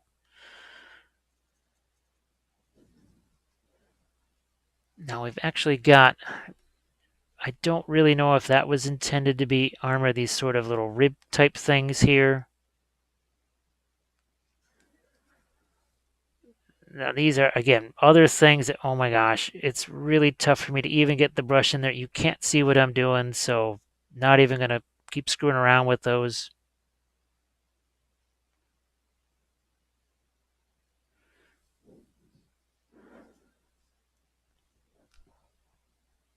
Going to work up here. Again, this is more of the Faded Ultramarine as opposed to the warmer purples that we've been using on the other areas.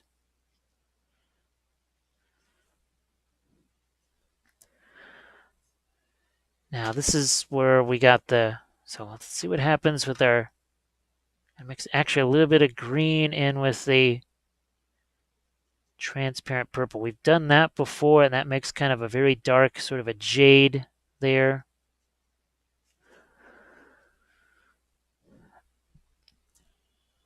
And what I want to see is what happens when we throw that here on what is sort of her hair color.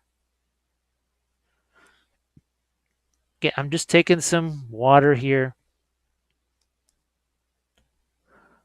which means it gets a little bit thinned down each time I add a little more water to it. That's about what I was hoping for there.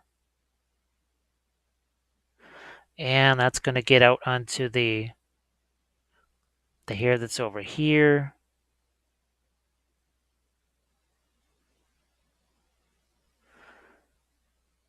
Which is why I was trying to make the, whatever the worm thing is, lighter, so that this could, yeah. So that was just the transparent purple and the transparent green mixed together into a glaze.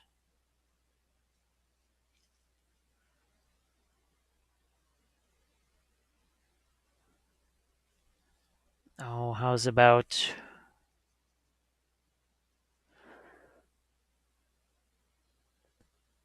so again, the transparent purple will hit, yeah, hit a little bit of a,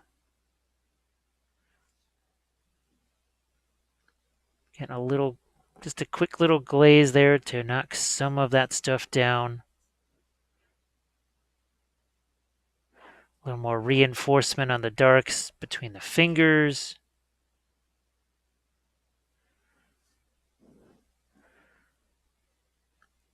Speaking of some glazes, we're going to let some of that purple work its way into to some of that gold there.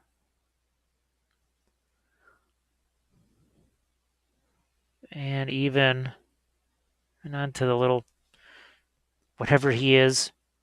Okay, back over here. Oh, I want to get some of that green in there. This is basically our darkest color here. That's the purple and the green together.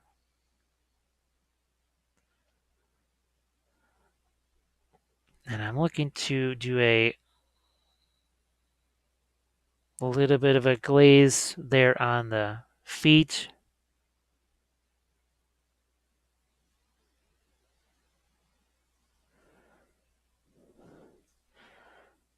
Back to my lighter purple here.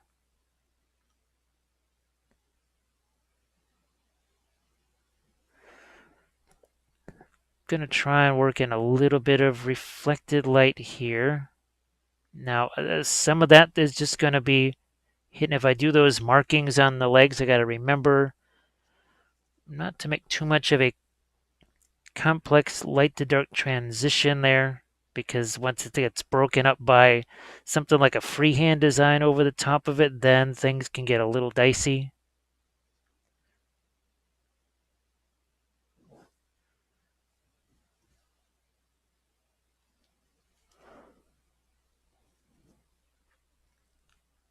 So again, some of these areas that I'm trying to desperately get the brush down into, you just can't even see.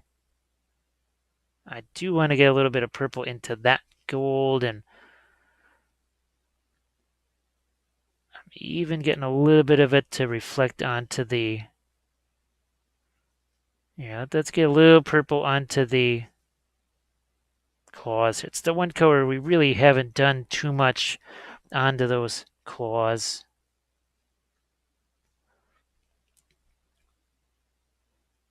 And I think I'm going to get some lights there.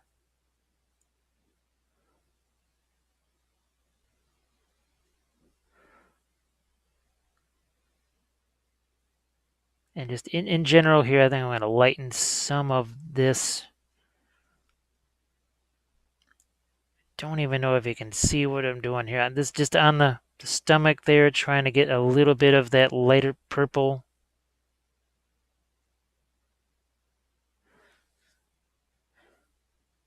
And now we're going to use more of the lightened Faded Ultramarine.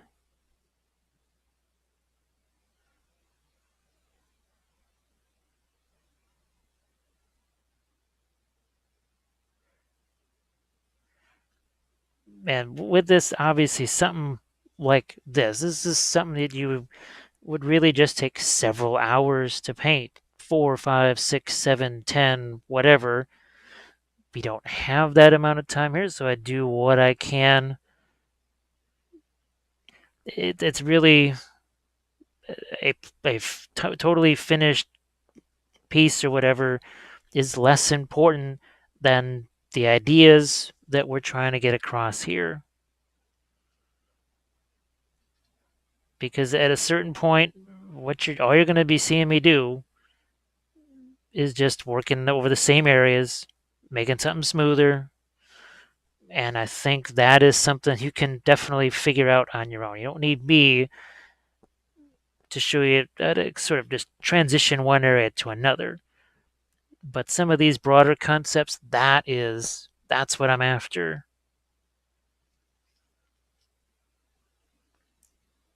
That's why, look, I'm even going to get some of that onto, while I've got it, I'm going to get some of that deeper purple color down onto this guy here. And you know what? I might even,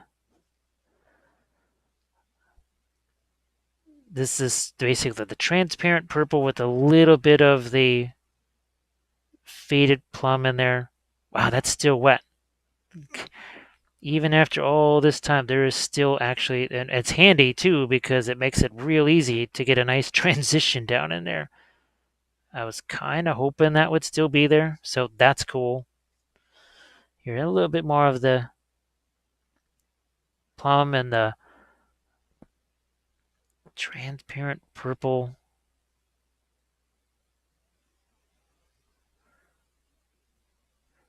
We'll get some of that here, I think, on the exterior also. It's kind of neat to do that, actually. I've seen it with orcs and other critters that have sort of the exposed the exposed teeth or whatever.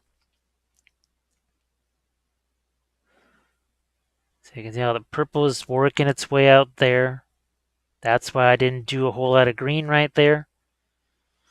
Oh, let's go a little bit more with the faded plum. Still want to make sure I've got some of that transparent purple around though.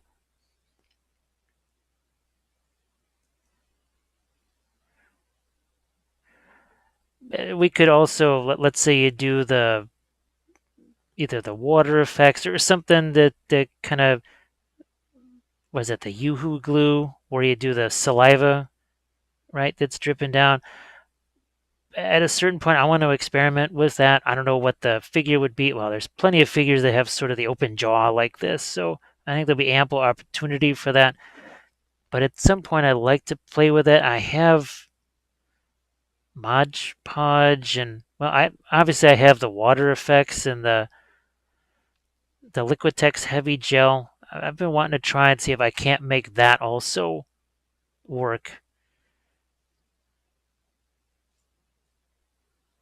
So here we're going back. This is that lighter plum color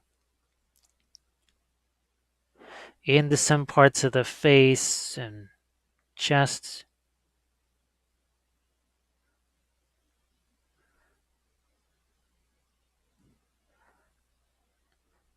Again, something to me, a few areas here where it is just warmer like this.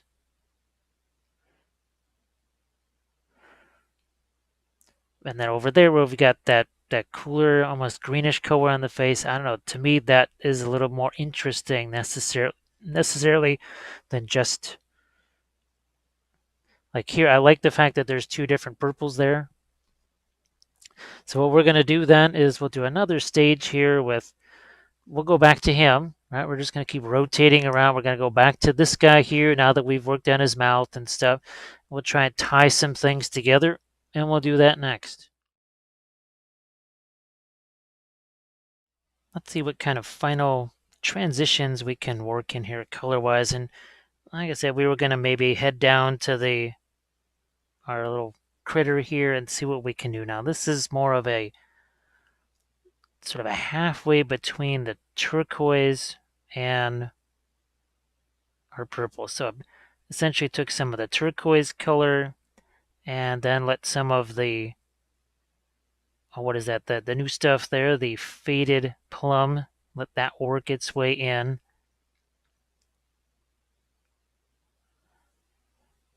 And with each of these, you could see the shapes here start to get a little bit more complex.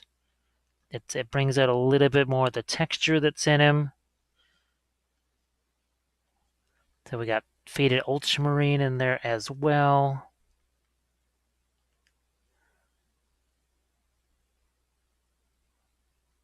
And there will be some, we'll go back in with some of the darker transparents there.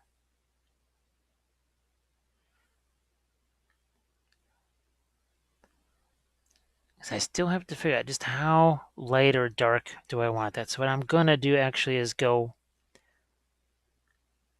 back in here with some warmer colors, stuff that's lighter, because we talked about working back and forth, right? So let's just get this settled here first. So we're just temporarily jumping back to the figure here just to lighten some things up. Can see that how that is, it already starts to change how we perceive the worm colors to be, how light or dark those are.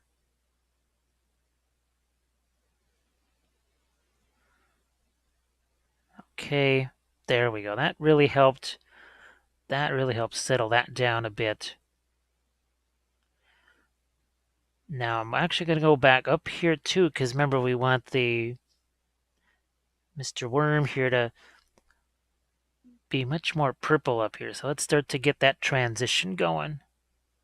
You've got an awful lot of the turquoise there, but not a whole bunch of the more purple style tones. So let's do that. And the idea is here, see, we work this purple in between some of the turquoise colors. Instead of just wiping it out, see how that gets it just makes it a little bit more of an interesting, complex series of shapes. So it doesn't always have to be, well, let's just make it darker.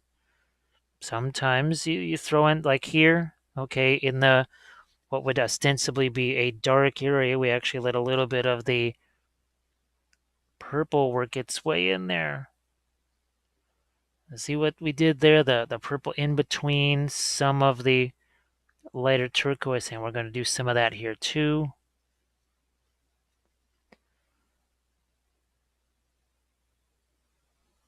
Definitely up here.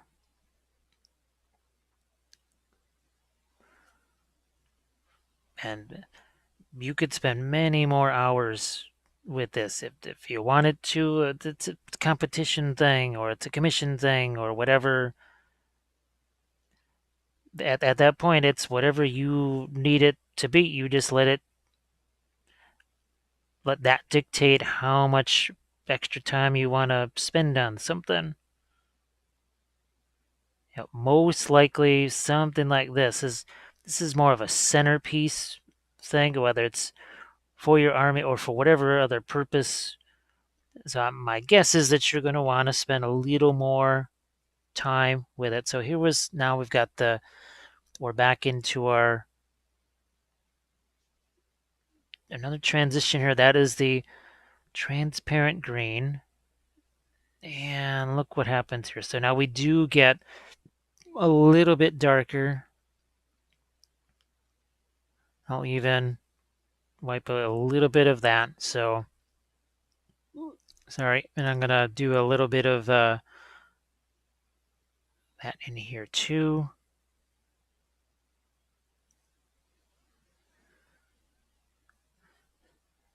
Where's, here it is.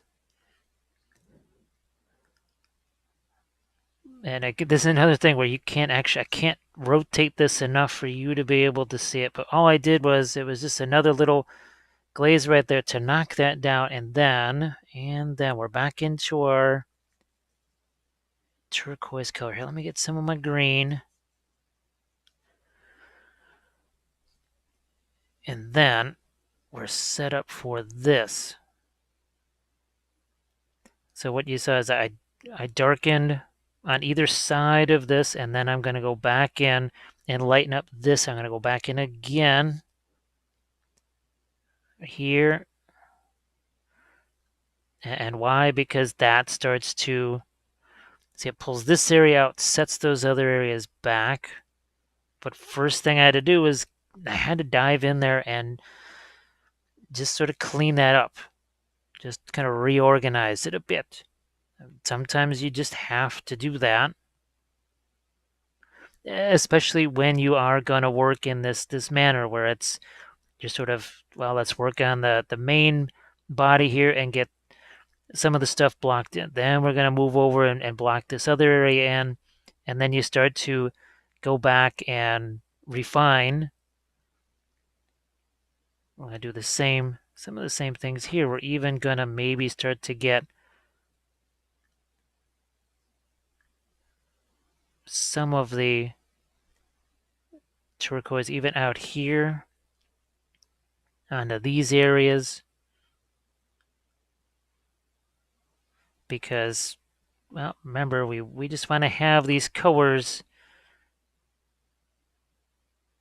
just sort of mirrored everywhere. And it doesn't have to, it's not much, it's just a little tiny touch of it out there. That's all it is.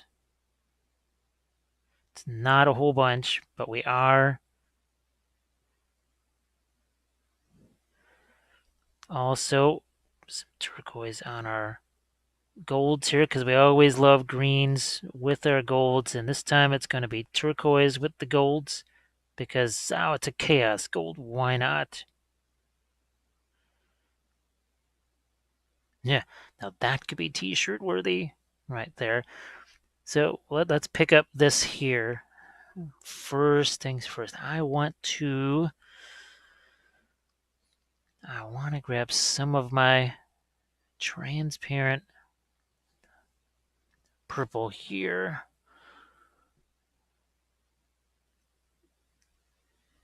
Gonna even water that down a bit. It's much more of a, like a glaze here. And there we go. It's in some ways there's almost too much of the turquoise there, and I just thought, well, what happens if I do take some of that purple and just hit it there? And actually it worked out pretty well. I'm gonna do some of that over here too. Because remember, it's almost like I'm seeing that this worm thing here is part of the figure itself. So maybe here the transition, it's not necessarily from purple all the way to turquoise. Maybe here it's that the transition kind of goes backwards. I don't know why, but it did. But then that means here I'm going to take some of that. Here is some of our Faded Ultramarine. It's mixed with the purple, and now you can see we're going to go right here along this. Remember, creating that chain of lights. We're going to go almost more Faded Ultramarine there.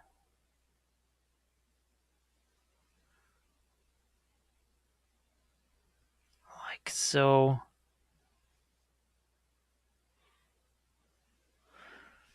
And while I wish I could get every last little bit of this guy, as I carry some of that Faded Ultramarine even out to here, this is what I meant by those transitions. See, that it's not just the purple in the darks like what we've been doing here. Now we're actually going to get some more purple-ish color in the lights over here. That didn't used to do that. In the early days, it was focused so much more on, well, okay, we have to have that green shaded to the nth degree, just but as that same green. Let's say if it was Dark Angel's green, it just got lighter and lighter and lighter, or darker and darker. There was no color shift to it. And I don't mean that in the way of like color shift paints. It's like there was no, if it was a red cloak, there was no green in the shadows, and vice versa. See, and look at how we add just a little bit more of the light there.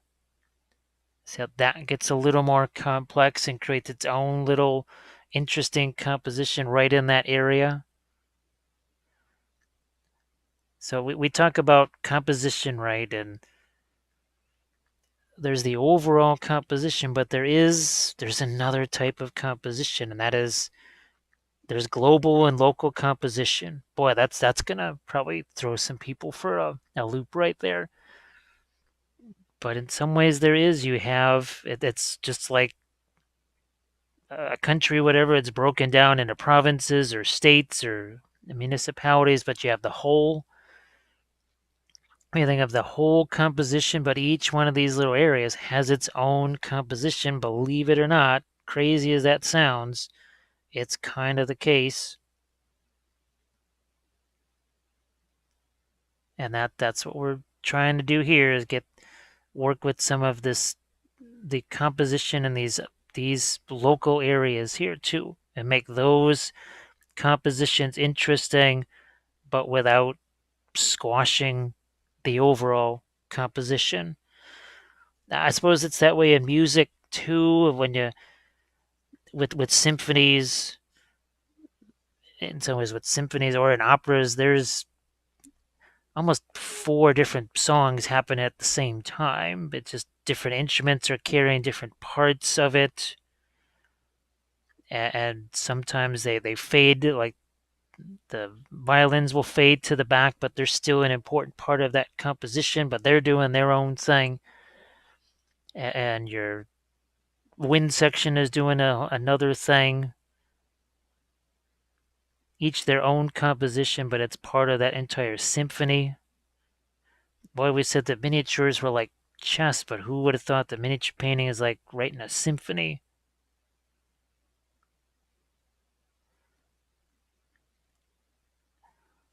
So again, just sneaking in more of these different types of purples in summer. Even here, where effectively there is more of the greens happening, but here there's not a whole lot of anything happening, so I'm just going to get me some color down in there. And I also want to start to work that down into here, into his face. But I am going to take some of this is just the blue here, going to go with a bit of the new turquoise. Oh, good, you can see that. So work some of that in here.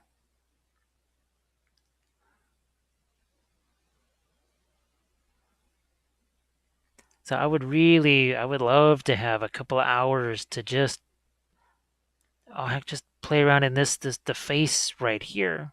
Because now, see, I'm starting to add the blue in there, some more fun transitions, and I'm also going to get some of that blue into here, even into some of these golds, into some of our chaos golds.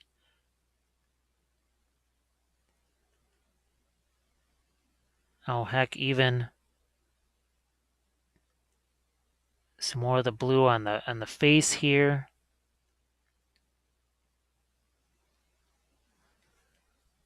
Yeah, because that made that a little more interesting transition between that lighter color and the darker color. It was a simple thing. Nothing super complex. We're going to take,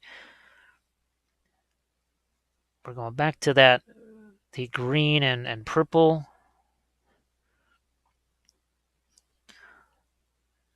Looking to maybe solidify these strands of the hair as I make the air quotes that I can't make because I've got stuff in my hands.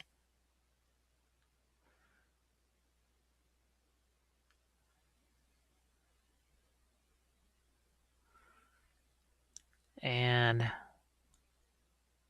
you can see how much darker we can still go in a lot of these different areas here. And that's what I'm going to do now in some parts of our little worm here.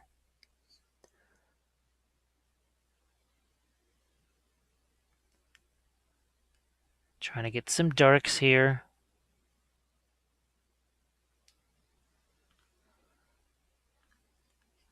Oh, let's get some into this part.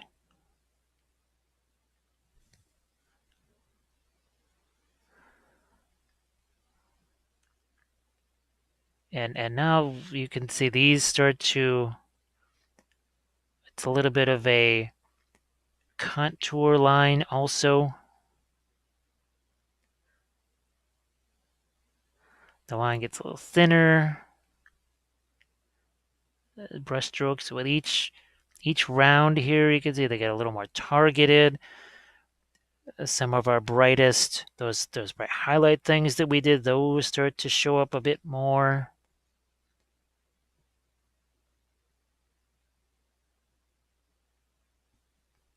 Especially down here.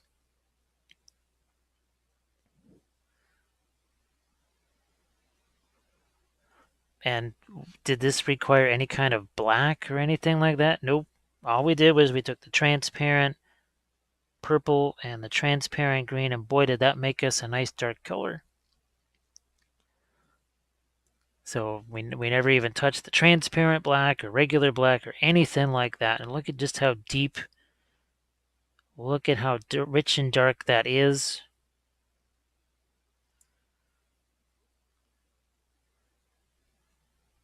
Now what I'll do is maybe one last little segment there if we try and do some of the spots on this, because I think it would still be interesting, especially right along there. It would make that, give it, remember the local composition, we're trying to enhance that one little area there, but without making it, keeping it subservient to the composition as a whole. So yeah, there, I'm just going to bring out some more darks maybe than originally I would think. But to me, remember we wanted to have that be darker than the rest of it. I think what I might do too in that last little segment is do the thing where we kill the saturation there and see what that looks like, to maybe get a real sense of how our lights and darks have played out here. Do we actually have that? Do we have a composition that's as strong as we think it is as far as just our lights and darks? That we will find out. But I can make that a little bit lighter again to get the separation with this section here that's more of the worm. But if I start to include these lighter highlights from the skin tone now on this worm part, maybe that also helps to tie it together to the rest of the figure.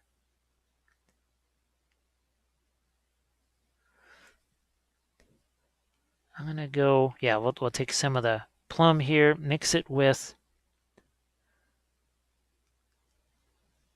there. Yeah, I think it needed some of that. Like I said, it's all about these different transitions. Now let's see what we can do here. The time we've got left in this little segment right here. So I'm and finding some. I get an additional one more level of right in here. Can you? It's kind of blocked for you. I was hoping you could see that.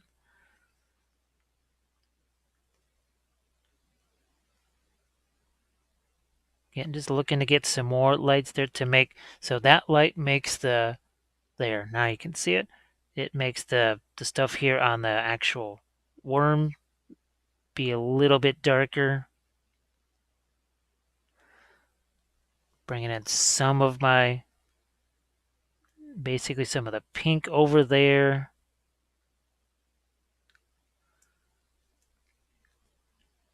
Now we brought in the dark there. I'm going to come back in with some light.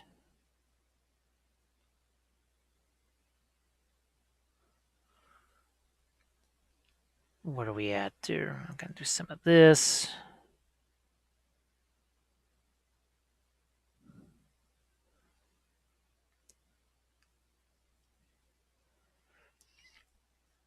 So yeah, I hope that this, now you start to see, okay, maybe, yeah, okay, this is what we were after.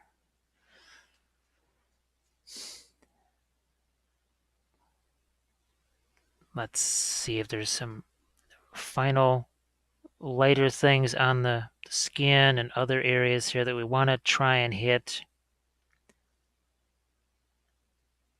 I might do a few more whatever little brushstroke things on these, on the claws there.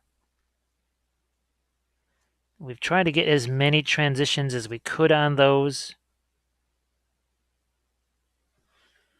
I haven't really decided exactly what I want to do on some parts of this instrument here. I'm just going to take, basically making sort of a gray here.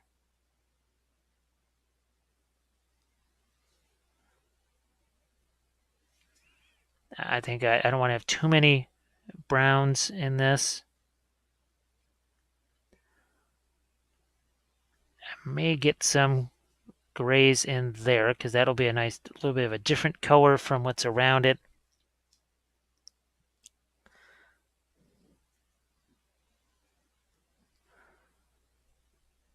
I think you can actually see what we're trying to do here. We're just trying to get some of the teeth brightened up in there, and then what I would like to have happen. Okay, so that's a nice, that's kind of a magenta going there. And I was hoping to have some of that, and then this. I'm going to go over here. This is the transparent purple, transparent brown together. I'm going to get rid of some of my excess there. And my hope is that that just sort of drops down into the crevices there. And then I would like to have some of that actually come out here.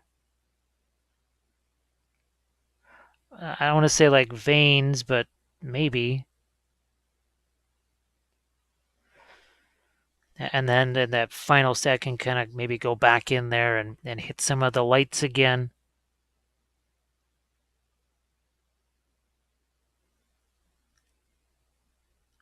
To sort of indicate that those are actually some kind of teeth there.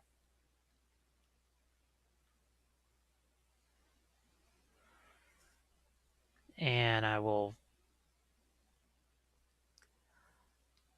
So I'm glad I did the yellow over there on the thing next to the face. I think that was a good idea.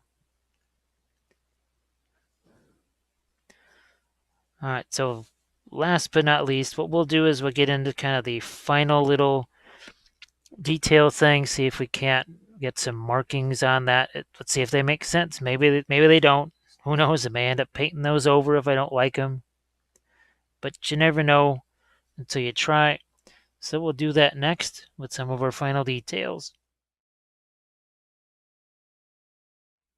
Okay, so among other things, see if we can't play around with just some simple markings there, and then some of these fun transitions. See how some of that green that's in there? I'm gonna see if I can't work some of that into our figure over here. So we are gonna go back to that right over here. That's the transparent green, transparent purple, like you do. We have to get this thin enough to flow, but not so thin that it's gonna just run all over the place. And we will start off with some larger. And again, the shape is, we want to vary the shape. But you can see it gets, they also semi-fit together like interlocking blocks in a way. But you see how it starts to get smaller as we work away. They get smaller sometimes. They're not necessarily in a perfect line either.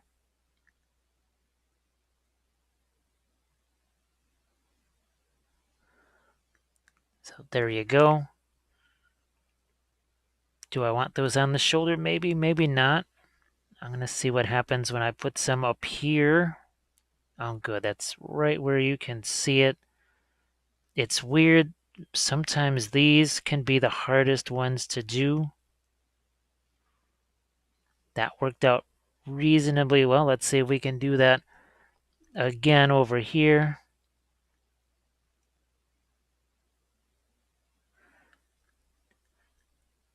I think that does. I want to get, especially up here, it's really important to get a couple of really tiny ones there. So each one of these, yes, it's similar to some of the other ones that came before, but we want just to get a little bit of difference in there as well. Just looking to get some separation in some of these places here. All right, let's get some of the excess off of that. And what we are going to do is actually put some here.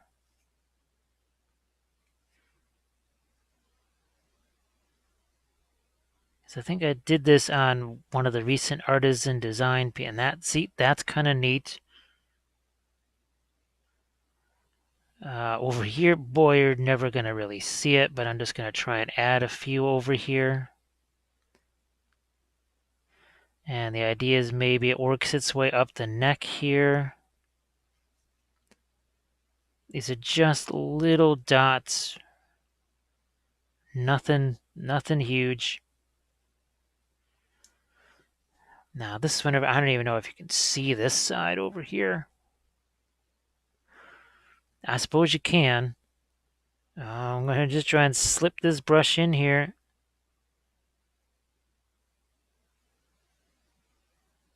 As best as I can. And then you'll start to see, hopefully these come out the other side.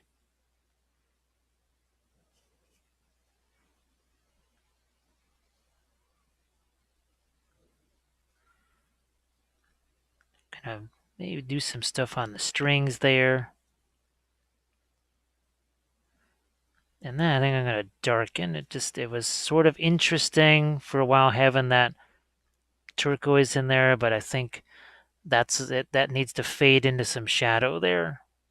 So yeah, that idea that you make some changes on stuff. I'm also going to throw a glaze over here on the teeth.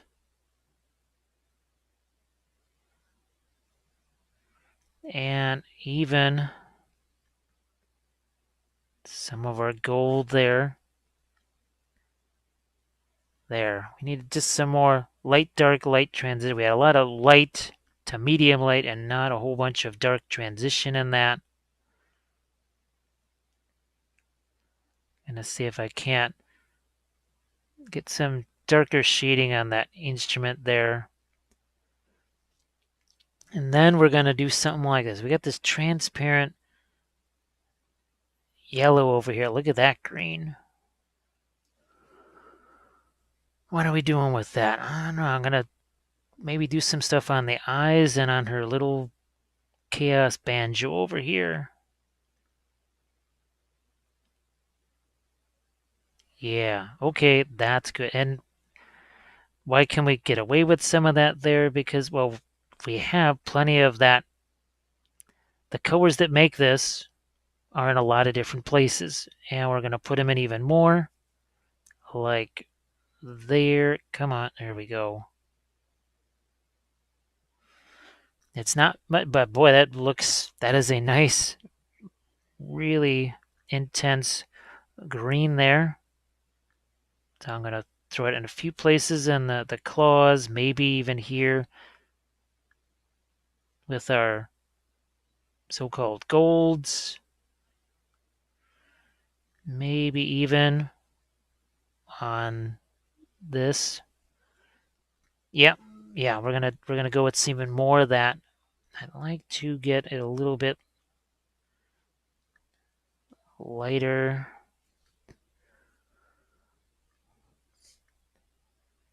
So now we have one more little point of emphasis here.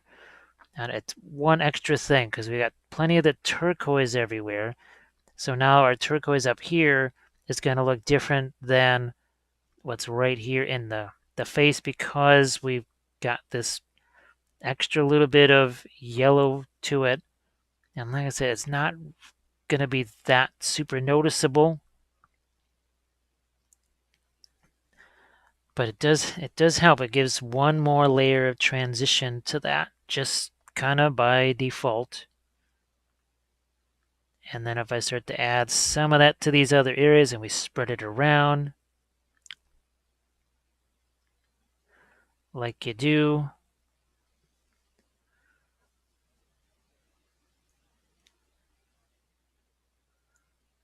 even there, no one's really going to say, oh, look at that green that he put over there on the elbow of that figure. They're not even going to really see that as green at all.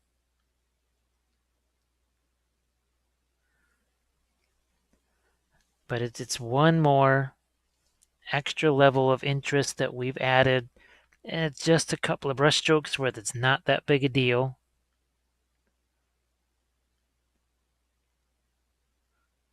Yeah.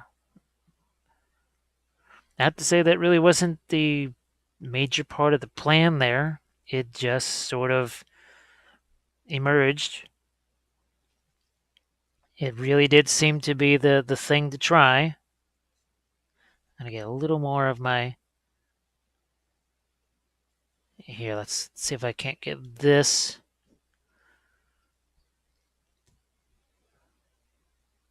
There. Just a little bit of... Would you say it's a highlight, I guess? Maybe. I can still go lighter there if I wanted to. That's good. I'm really glad that I just kind of added that last portion there. Like I said, it wasn't really at the top of my mind to add in there, but so now I can go back into here maybe of our little chaos banjo there. Not quite sure why I didn't think of that from the start, because that's kind of on the funny side.